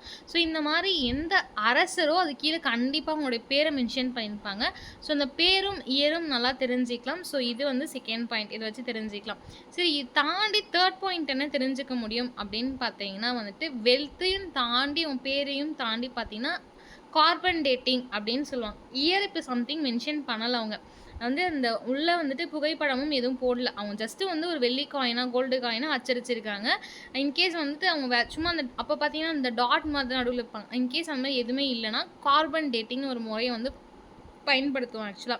ஸோ அது பார்த்தீங்கன்னா, ஆல்ரெடி சொல்லியிருப்பேன். மரத்தோடைய அந்த அடுத்து பார்த்தீங்கன்னா, ரிங்ஸ் இருக்கும். ஸோ அந்த ரிங்ஸ வச்சு தான் மரத்தோட ஏஜ் வந்து கால்குலேட் பண்ணுவாங்க. ஸோ சேம் ப்ரொசீஜர் இங்க அப்ளை பண்ணுவாங்க. ஸோ அப்போ வந்து பார்ப்பாங்க ஆக்சுவலா வந்து இந்த காயின்ஸ்க்கு வந்து எவ்வளோ வருஷம் ஆச்சு, இது வந்து எத்தனை வருடங்களுக்கு முன்பு வந்து இந்த காயின்ஸ் இருந்தது அப்படின்னு சொல்லிட்டு அவங்க வந்து உணர்த்துவாங்க. ஆக்சுவலா இவ்வளோ நாள் ஆச்சு, இந்த அரசர் மேபி யூஸ் பண்ணியிருக்கலாம் அப்படின்ற விஷயத்தையும் நம்ம நியூமிஸ்மேட்டிக்ஸ் மூலியமா தெரிஞ்சுக்கலாம். ஓகேங்களா? எப்படின்னு சொல்லட்டுங்களா? ஓகே. செகண்ட் என்ன அப்படின்னு பார்த்தீங்கன்னா, நியூமிஸ்மேட்டிக்ஸ்ல தான் அடுத்த பாயிண்ட்டு. இந்தியாவுடைய மிக பழமையான நாணயங்கள் அப்படின்னு சொல்லும்போது, முத்திரை நாணயங்கள் அப்படின்னு சொல்லுவாங்க. ஓகேங்களா? பஞ்ச் மார்க்டு காயின்ஸ் அப்படின்னு சொல்லிட்டு சொல்லுவாங்க.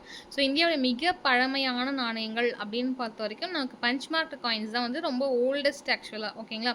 ஸோ முத்திரை நாணயங்கள் வந்து பெரும்பாலும் எதெல்லாம் வந்து வெளியிட்டிருப்பாங்க, அந்த பஞ்ச்டு மார்க்ஸ்ன்னு சொல்லுவோம் பார்த்தீங்களா? அந்த முத்திரை நாணயங்கள் பொறுத்தவரைக்கும் எந்த இதில வந்து வெளியிட்டிருப்பாங்க, உலோகத்தில வெளியிட்டிருப்பாங்க அப்படின்னு பார்த்தீங்கன்னா, வெள்ளி. ஓகேங்களா? சிலது பார்த்தீங்கன்னா, அந்த பிரான்ஸ் அந்த இதுன்னு சொல்லுவாங்க. அதாவது செம்புன்னு சொல்லுவாங்க. ஓகேங்களா? ஸோ செம்புல ஆனது தான் அந்த பஞ்ச்டு மார்க் காயின்ஸ் அப்படின்னு சொல்லுவாங்க. இது ரொம்ப பழமையான நாணயங்கள் அப்படின்னும் சொல்லலாம். ஓகேங்களா?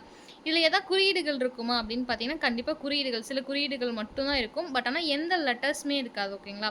ஸோ இதனால தான் ரொம்ப பழசுன்னு சொல்றாங்க. ஏன் அப்படின்னா, ஸோ காலப்போக்குல உங்களுக்கு வர வர என்ன ஆகும்னா, குப்தர்களாகட்டும், இல்ல அதுக்கப்புறம் வந்தவங்களாகட்டும், இல்ல முன்னாடி வந்தவங்களாகட்டும் என்ன பண்றாங்கன்னா, ஈவன் முகமது கோரி 1120 சம்திங் அந்த டைம்ல 1025 அந்த டைம்ல என்ன ஆகுதுன்னா, உங்களுக்கு அந்த காயின்ஸ்ல அந்த நேம் உட்பட அதோடைய சிம்பிள்ஸ் தாண்டி அந்த புகைப்படம் உட்பட எல்லாமே போட்டிருப்பாங்க. ஸோ இது வந்து பார்த்தீங்கன்னா, லேட்டர்ல வந்து இருக்கு. ஸோ அந்த அளவுக்கு அட்வான்ஸ்ட் ஆயிருக்காங்க ஆக்சுவலா. ஸோ இப்போ இதுக்கு முன்னாடி என்னன்னா, வெறும் ஜஸ்ட் சாரி நடுவுல ஆங்கிலம் வந்து ஓகே. இதுக்கு முன்னாடி என்ன அப்படின்னு பார்த்தீங்கன்னா, உங்களுக்கு வந்து வெறும் குறியீடுகள் மட்டும் தான் யூஸ் பண்ணியிருப்பாங்க. ஆக்சுவலா சிம்பிள்ஸ் மட்டும் தான் சிம்பலைஸ் பண்ணியிருப்பாங்க. ஸோ அதனால தான் உங்களுக்கு வந்து ஓல்டு அப்படின்றத இங்க மென்ஷன் பண்ணியிருப்பாங்க. இந்தியால வந்து ஓல்டு அப்படின்ற விஷயத்த மென்ஷன் பண்ணியிருப்பாங்க. ஓகேங்களா? ஸோ ஆனா எந்த எழுத்துக்களுமே இந்த பஞ்ச்டு மார்க்ஸ்ல இருக்காது. மேபி கூற்றுகள்ல இந்த பாயிண்ட்ஸ் கேட்கலாம், நோட் பண்ணிக்கோங்க. இதுல வந்து பஞ்ச்டு மார்க்ஸ் எதுவுமே இருக்காது. ஓகேங்களா? ஸோ இந்திய நாணயங்கள் அப்படின்னு பொறுத்தவரைக்கும் முதலாக அரசர்கள் பேரை வந்து அரசர்கள் பேரோ, உருவங்களோ பொறித்து வந்துட்டு இருக்கு அப்படின்ற விஷயம் எந்த நாணயங்கள் வச்சு கண்டுபிடிக்கிறாங்க அப்படின்னு பார்த்தீங்கன்னா, இந்தோ கிரேக்கர்கள் இருக்காங்கல்ல. ஸோ அவங்க என்ன பண்ணுறாங்கன்னா வந்துட்டு ஃபஸ்ட்டு அரசர்களுடைய பேர் இதான் நான் வந்து இங்கே ஆட்சி பண்ணுறேன், நான் இதான் என்னுடைய பேர் அப்படின்ற மாதிரி அவங்களுடைய உருவங்களையும் அவங்களுடைய பேரையும் என்ன பண்ணுறாங்கன்னா பொறிக்கிறாங்க. ஸோ இந்தோ கிரேக்கர்கள் வந்து பொறிக்கிறாங்க அப்படின்னு சொல்லிட்டு சொல்கிறாங்க. ஓகேங்களா? ஓகே. அதிக அளவிலான தூய்மை பியூரஸ்ட்ன்னு சொல்லுவோம்ல, தங்கம் உங்களுக்கே தெரிஞ்சிருக்கும். ஸோ அதிக அளவிலான தூய்மையான தங்க நாணயங்கள் வந்து யாருடைய காலத்துல அதிகமா வெளியிட்டிருப்பாங்க அப்படின்னு பார்த்தீங்கன்னா, குஷானர்களுடைய காலங்கள்ல. ஓகேங்களா? ஸோ குஷானர்ஸ் பொறுத்தவரைக்கும் என்ன பண்றாங்கன்னா, ரொம்ப பியூரஸ்ட்டா இருக்கக்கூடிய அந்த பியூரஸ்ட்னா கோல்டு தான் மீன் பண்ணுவாங்க. ஸோ அந்த தங்க நாணயங்கள்ல வந்து குஷானர்கள் காலத்துல வெளியிடப்படுறாங்க. ஓகேங்களா? ஸோ அதிக அளவுல பியூரஸ்ட்டா இருக்கக்கூடிய தங்கத்த. ஓகேங்களா? ஸோ பியூரஸ்ட் ஏன் மென்ஷன் பண்ணியிருக்காங்க, பியூரஸ்ட் ஈக்குவல் டு கோல்டு தான். பட் ஆனா வந்து ஃபுல் ஓவரால் கோல்டா அந்த மிக்சிங்கோட பெர்சன்டேஜ் இருக்குல்ல ஆக்சுவலா. ஸோ அந்த பெர்சன்டேஜ் லெவல் வந்து ஓரளவுக்கு நீங்க வந்து மிக்ஸ் பண்ணா தான் அந்த காயின்ஸ் வந்து ப்ரொடியூஸ் பண்ண முடியும் நம்மளால. ஆக்சுவலா அது செம்போ இல்ல வேற ஏதோ பித்தளையோ கலந்தாகணும் ஆக்சுவலா. ஆனா இவங்களுடைய அந்த ரேஷியோ பொறுத்தவரைக்கும் பார்த்தீங்கன்னா, மேக்ஸிமம் ஒரு 95, 96 அந்த மாதிரி ரேஷியோ பார்த்தீங்கன்னா கோல்டுல இருக்கும். அதனால தான் அவங்க அதிக அளவிலான பியூரஸ்ட் அப்படின்ற வார்த்தையை மென்ஷன் பண்றாங்க. ஓகேங்களா? ஸோ அதுக்கப்புறம் உங்களுக்கு ஃபர்ஸ்ட்டே சொன்ன பாயிண்ட் தான். ஸோ குப்தர்கள் காலத்தை பொறுத்தவரைக்கும் சமுத்திரகுப்தர்களுடைய காலத்துல அவருக்கு அவருக்கு மியூசிக் மீது பெரிய ஆர்வம் இருக்கும். ஸோ அவர் வீணை வாசிக்கிறது மாதிரி வந்து ஒரு உருவம் வந்து பொறிச்சு நாணயங்களை வந்து வெளியிட்டிருப்பார். ஓகேங்களா? ஸோ இந்த பாயிண்ட் நெக்ஸ்ட் பாயிண்ட் ரொம்ப இம்பார்ட்டன்டான பாயிண்ட், தெரிஞ்சுக்கோங்க. குப்தர்களுடைய காலத்தை பொறுத்த வரைக்கும் தங்க நாணயங்களை தினார் அப்படின்னு சொல்லிட்டு அழைச்சிருப்பாங்க. வெள்ளி நாணயங்களை ருபாக்கா இல்லை ரூபா அப்படின்னு சொல்லிட்டு அழைச்சிருப்பாங்க. ருபாக்கா தான் கரெக்டான வேர்ட்ஸ். ஓகேங்களா? ருபாக்கா அப்படின்னு சொல்லிட்டு அழைச்சிருப்பாங்க. ஸோ யாருடைய காலம் அப்படின்றத ஞாபகம் வச்சுக்கோங்க. குப்தர்களுடைய காலத்தில் தங்க நாணயங்களை தினார் அப்படின்னு சொல்லிட்டு அழைப்பாங்க. வெள்ளி நாணயங்கள் பொறுத்த வரைக்கும் ருபாக்கா அப்படின்னு சொல்லிட்டு அழைச்சிருப்பாங்க. ஓகேங்களா? ஸோ இது வந்து திருப்பி நம்ம குப்தாஸில் படிப்போம். பட் இருந்தாலும் இந்த டாப்பிக்கில் தெரியணும் அப்படின்றதுனால கொடுத்துருக்காங்க. ஓகேவா? ஸோ 40 பாருங்க, காரியம் லெட்டுன்னு சொல்லுவோம் பார்த்தீங்களா, அந்த லெட் அண்ட் டீன்லாம் சொல்லுவோம்ல. ஸோ அந்த லெட் அப்படின்றது காரியம் அப்படின்னு சொல்லுவாங்க. ஓகேங்க? காரியம் அப்படின்னு சொல்லிட்டு செம்பு கலவை உலோகங்களால் ஆன நாணயங்கள் சாதவாகனர்கள் அதிகமாக யூஸ் பண்ணாங்க. ஸோ மேலே பாருங்க, பியூரஸ்டாக வந்து யூஸ் பண்ண தங்கம் அப்படின்னா குஷானர்கள். ஓகேங்களா? ஸோ கனிஷ்கர் காலகட்டமாக்கலாம். ஸோ அந்த காலகட்டங்களை குஷானருடைய காலகட்டத்தில் யூஸ் பண்ணது பியூரஸ்ட் கோல்டு. ஓகேங்களா? ஸோ குப்தருடைய காலகட்டம் பொறுத்த வரைக்கும் என்ன அப்படின்னு பார்த்தீங்கன்னா, தினார் ருபாக்கா அப்படின்னு சொல்லிட்டு அழைக்கிறாங்க. வீணை வாசிப்பது போல் சிம்பிள்ஸ் இருக்குது. அண்ட் தென் பார்த்தீங்கன்னா, இந்த டைமில் எல்லாமே புழக்கத்தில் இருக்குது. தங்கமும் இருக்குது, அதே அளவுக்கு வெள்ளியும் இருக்குது, பிரான்ஸ் அப்படின்னு சொல்லக்கூடிய அந்த இதுவும் இருக்குது. ஓகேங்களா? ஸோ கலவைகள் பொறுத்த வரைக்கும் இங்கே என்ன அப்படின்னு பார்த்தீங்கன்னா, இந்த சாதவாகனர்கள் இருக்காங்க பார்த்தீங்களா, சாதவாகனாஸ்ன்னு சொல்லுவாங்க. அந்த சாதவாகனர்கள் வணிகத்தில மிக, மிக, மிக, மிக சிறந்தவர்கள் ஆக்சுவலா பார்த்தீங்கன்னா, இவங்க என்ன மூலியமா காயின்ஸ் இந்த பார்ட்டர் சிஸ்டம் இருந்தது. பட் ஆனா காயின் சிஸ்டமே இருந்தது. என்ன இந்த பார்ட்டர் சிஸ்டம்னா, எக்கானமில ஃபர்ஸ்ட் கிளாஸா படிப்பீங்க. ஆக்சுவலா 6th நெனைக்கிறேன். ஃபர்ஸ்ட் புக் டெர்ம்ல இந்த பார்ட்டர்னா பண்டமாற்று முறைன்னு சொல்லுவாங்க. ஆக்சுவலா நான் நெல்லு குடுத்தா நீ வந்துட்டு எனக்கு பார்லி தா அந்த மாரி பண்டமாற்று முறைன்னு சொல்லுவோம். ஸோ அதுவுமே ஈவன் இருந்திருக்கும். பட் ஆனா ஸ்டீல்டு காயின்ஸ் வந்து ஸ்டாம்போ, காயின்ஸ் இந்த மாரியும் வந்து அப்ப இருந்துட்டுருக்கும் ஆக்சுவலா சாதவாகனஸ் டைம்ல. ஸோ ஏன்னா புக்ஸ்ல வந்து மென்ஷன் பண்ணியிருப்பாங்க. பார்ட்டர் சிஸ்டமும் வந்து அவைலபிளா இருந்திருக்கும். இந்த மாரி காயின்ஸும் அவைலபிளா இருந்திருக்கும் அப்படின்ற மாரி. ஸோ இவங்க என்ன காயின்ஸ் யூஸ் பண்றாங்க அப்படின்னு பார்த்தீங்கன்னா, லெட் காரியம் சொல்லுவோம்ல, அந்த லெட்டு, செம்பு இதோடைய கலவைகளால் கொண்ட உலோகமான நாணயங்கள அதிகமா சாதவாகனஸ் யூஸ் பண்றாங்க அப்படின்னு சொல்றாங்க. ஓகேங்களா? ஸோ நெக்ஸ்ட்டு பாருங்க ரோமானியர்கள். ஓகேங்களா? ஸோ இந்த ரோமானியர்கள் பொறுத்தவரைக்கும் என்ன அப்படின்னு பார்த்தீங்கன்னா, தங்கம் மற்றும் வெள்ளி நாணயங்கள வந்து யூஸ் பண்ணியிருக்காங்க அப்படின்ற விஷயம் நமக்கு தெரியுது. எப்படி தெரியுது அப்படின்னு பார்த்தீங்கன்னா, தென்னிந்தியாவுல அரிக்கமேடு, கோயம்புத்தூர், மதுரை ஆகிய இடங்கள்ல வந்து அதிகமா இந்த ரோமன்ஸுடைய காயின்ஸ் நமக்கு கிடைச்சிருக்கு. ஸோ அது மூலியமா நமக்கு என்ன விஷயங்கள் தெரியுது அப்படின்னு பார்த்தீங்கன்னா, அவங்க வெல்த்ல நல்லா இருந்திருக்காங்க. அண்ட் தென் வணிகம் நமக்கு நெறைய வந்து பண்ணியிருக்காங்க அப்படின்ற விஷயமும் தெரிஞ்சிருக்கும். ஓகேங்களா? நான் உங்களுக்கு இன்னும் ஒரு பாயிண்ட் நான் சொல்றேன். பட் ஆனா தனியா நான் ஒரு 2, 3 பேஜஸ்ல வந்து நான் ஆர்க்கியாலஜிக்கலுடைய சைட்ஸ் உங்களுக்கு போட்டு தரேன். ஏன்னா, அரிக்கமேட்லே ஆகட்டும், இல்ல வந்து இந்த ஆ இன்னும் நெறைய இருக்கு ஆக்சுவலா வந்துட்டு அந்த பேர்லாம் நெறைய வருங்க. டெர்ம்ஸ் பேர்லாம். அது எல்லாமே நான் போட்டு தரேன். தயவு செஞ்சு படிச்சுக்கோங்க. ஏன்னா பிரசன்ட் வரைக்குமே நான் போட்டு தரேன் உங்களுக்கு. ஓகேங்களா? இந்த ராபர்ட் ப்ரூஸ் அப்படின்ற மாரி நெறைய பேர் வாங்க. அரிக்கமேடு வரும். அதுக்கப்புறம் தூத்துக்குடி ஸோ இந்த மாரி நெறைய டெர்ம்ஸ் வரும். அது எல்லாமே நான் ஒரு 4 பேஜஸ்ல ரெடி பண்ணி தரேன். தயவு செஞ்சு அத படிச்சுக்கோங்க. அதுல கன்ஃபார்ம் ஒரு கொஸ்டின்ஸ் வரும். ஓகேங்களா? இதில ஜாயின் பண்ணலான்னு யோசிக்காதீங்க. நான் தனியாவே உங்களுக்கு தரேன். ஓகேங்களா? ஸோ நாணயங்கள் அப்படின்னு சொல்லும்போது என்ன அப்படின்னு பார்த்தீங்கன்னா, நாணயங்கள்ல முதல்ல ஃபர்ஸ்ட் புத்தருடைய உருவத்த பொறிச்சவங்க யாரு அப்படின்னு பார்த்தீங்கன்னா, குஷானாஸ் தான். ஓகேங்களா? எஸ்பெஷலி யாரு அப்படின்னு பார்த்தீங்கன்னா, சாகயராக்கு மிகப்பெரிய பேர் பெற்ற அந்த கனிஷ்கர் அவர்கள் தான் 78 அப்படின்றது சாகயரா உங்களுக்கு எல்லாத்துக்குமே தெரியும். ஸோ இந்த குஷானருடைய காலத்துல தான் பியூரஸ்ட் கோல்டும் இருந்தது அப்படின்னு சொல்லலாம். அதிக அளவுல வந்துட்டு போச்சு அப்படின்னு சொல்றாங்க. அவங்களுடைய டைம் குஷானருடைய டைம்ல தான் ஃபர்ஸ்ட் புத்தருடைய அந்த நாணயங்கள்ல உருவங்கள் ஐ மீன் அந்த நாணயங்கள்ல புத்தருடைய உருவத்த வந்து பொறிச்சிருக்காங்க அப்படின்னு சொல்றாங்க. ஓகேங்களா? ஸோ 43வது பாயிண்ட் பாருங்க. இந்தியாவுடைய ஓகே இதுவரைக்கும் பார்த்தீங்கன்னா, உங்களுக்கு நியூமஸ்மேட்டிக்ஸ் காயின்ஸ் போச்சு. ஓகேங்களா? இதோடைய அது மூலியமா என்ன தெரிஞ்சுக்கிட்டோம் அப்படின்ற மாரி. இப்போ பார்த்தீங்கன்னா, சோர்ஸ்க்கு வரும் ஆக்சுவலா. ஓகேங்களா? லிட்டரரி சோர்சஸ் வச்சு நம்ம என்ன தெரிஞ்சுக்கிட்டோம், இல்ல வந்துட்டு நான் லிட்டரரி வச்சு என்ன தெரிஞ்சுக்கிட்டோம், எழுத்து மூலியமா, எழுத்து இல்லாத மூலியமா என்ன அப்படின்றத பார்க்கலாம். ஸோ இப்போ பார்த்தீங்கன்னா வந்துட்டு உங்களுக்கு லிட்ரரி சோர்சஸ் வரும். ஸோ இந்தியாவுடைய பழமையான மத இலக்கியங்கள் அப்படின்னு பார்த்தீங்கன்னா, எஸ்பெஷலி வேதங்கள், வேதாஸ் அப்படின்னு சொல்லுவோம். ரிக், யஜுர், சாம, அதர்வண வேதங்கள் 4 வேதங்கள் மிக பழமை. எஸ்பெஷலி ரொம்ப பழசு எது அப்படின்னு பார்த்தீங்கன்னா, ரிக்வேதம் உங்களுக்கே தெரிஞ்சிருக்கும். ஓகேங்களா? ஸோ இந்த ரிக்வேதத்தை பொறுத்த வரைக்கும் இந்த கேள்வி அடிக்கடி கேட்டுட்டு இருக்க கேள்வி. எத்தனை பாடல்கள் அப்படின்றத அப்பப்போ நிறைய டைம் கேட்டிருக்காங்க. ஓகேங்களா? ஸோ ரொம்ப பழமையான வேதம் அப்படின்னு சொல்லி பார்த்தீங்கன்னா, ரிக்வேதம் தான். 1028 பாடல்கள் ரிக்வேதத்துல இருக்கு. 10 மண்டலங்கள் இருக்கு. ஓகேங்களா? ஸோ இந்த கிளாஸ் உங்களுக்கு வந்து நான் எடுத்த ஒரு கிளாஸ் பார்த்தீங்கன்னா, ஃபுல்லா ரிக்வேதம் பத்தி மட்டுமே உங்களுக்கு ஒரு 15 மினிட்ஸ் எடுத்திருப்பேன். முடிஞ்சா உங்களுக்கு அந்த வீடியோ சென்ட் பண்றேன். ஒன்ஸ் பார்த்துக்கோங்க. ஏன்னா ஃபுல்லா நீங்க இப்ப நான் சொன்ன டைம் பயங்கரமா எடுத்துட்டே போகும். இந்த டாபிக் மட்டும். ஸோ அந்த ஒரு 30 to 30 மினிட்ஸ் இருக்கும். எனக்கு ரிக்வேதம், யஜுர், சாமவேதம் எல்லாமே நடத்தியிருப்பேன். ஸோ அத மட்டும் ஜஸ்ட் வந்து ஒன்ஸ் பாருங்க. நான் உங்களுக்கு அந்த வீடியோ சென்ட் பண்றேன். ஓகேவா? அதுக்கு நான் மத்த எல்லாமே சொல்லியிருப்பேன். ஒரு பாயிண்ட்ஸ் கூட மிஸ் பண்ணியிருக்க மாட்டேன். அத ஒன்ஸ் பார்த்துக்கோங்க. ஓகேவா? ஸோ மிகவும் பழமையான வேதம் அப்படின்னு சொல்லும்போது ரிக்வேதம் 1028 ஹிம்ஸ் அப்படின்னு சொல்லுவாங்க. ஓகேங்களா? HYMNS அப்படின்னு சொல்லுவாங்க. 1028 பாடல்கள் இருக்கு. 10 மண்டலங்கள் இருக்கு. அந்த 10 மண்டலங்களுமே ஃபுல்லா உங்களுக்கு சொல்லியிருப்பேன். ஓகேங்களா? ஸோ வேதாந்தங்கள் வேதாஸ் பொறுத்தவரைக்கும் 4 வேதாந்தங்கள் பொறுத்தவரைக்கும் 6 வேதாந்தங்கள் இருக்கு.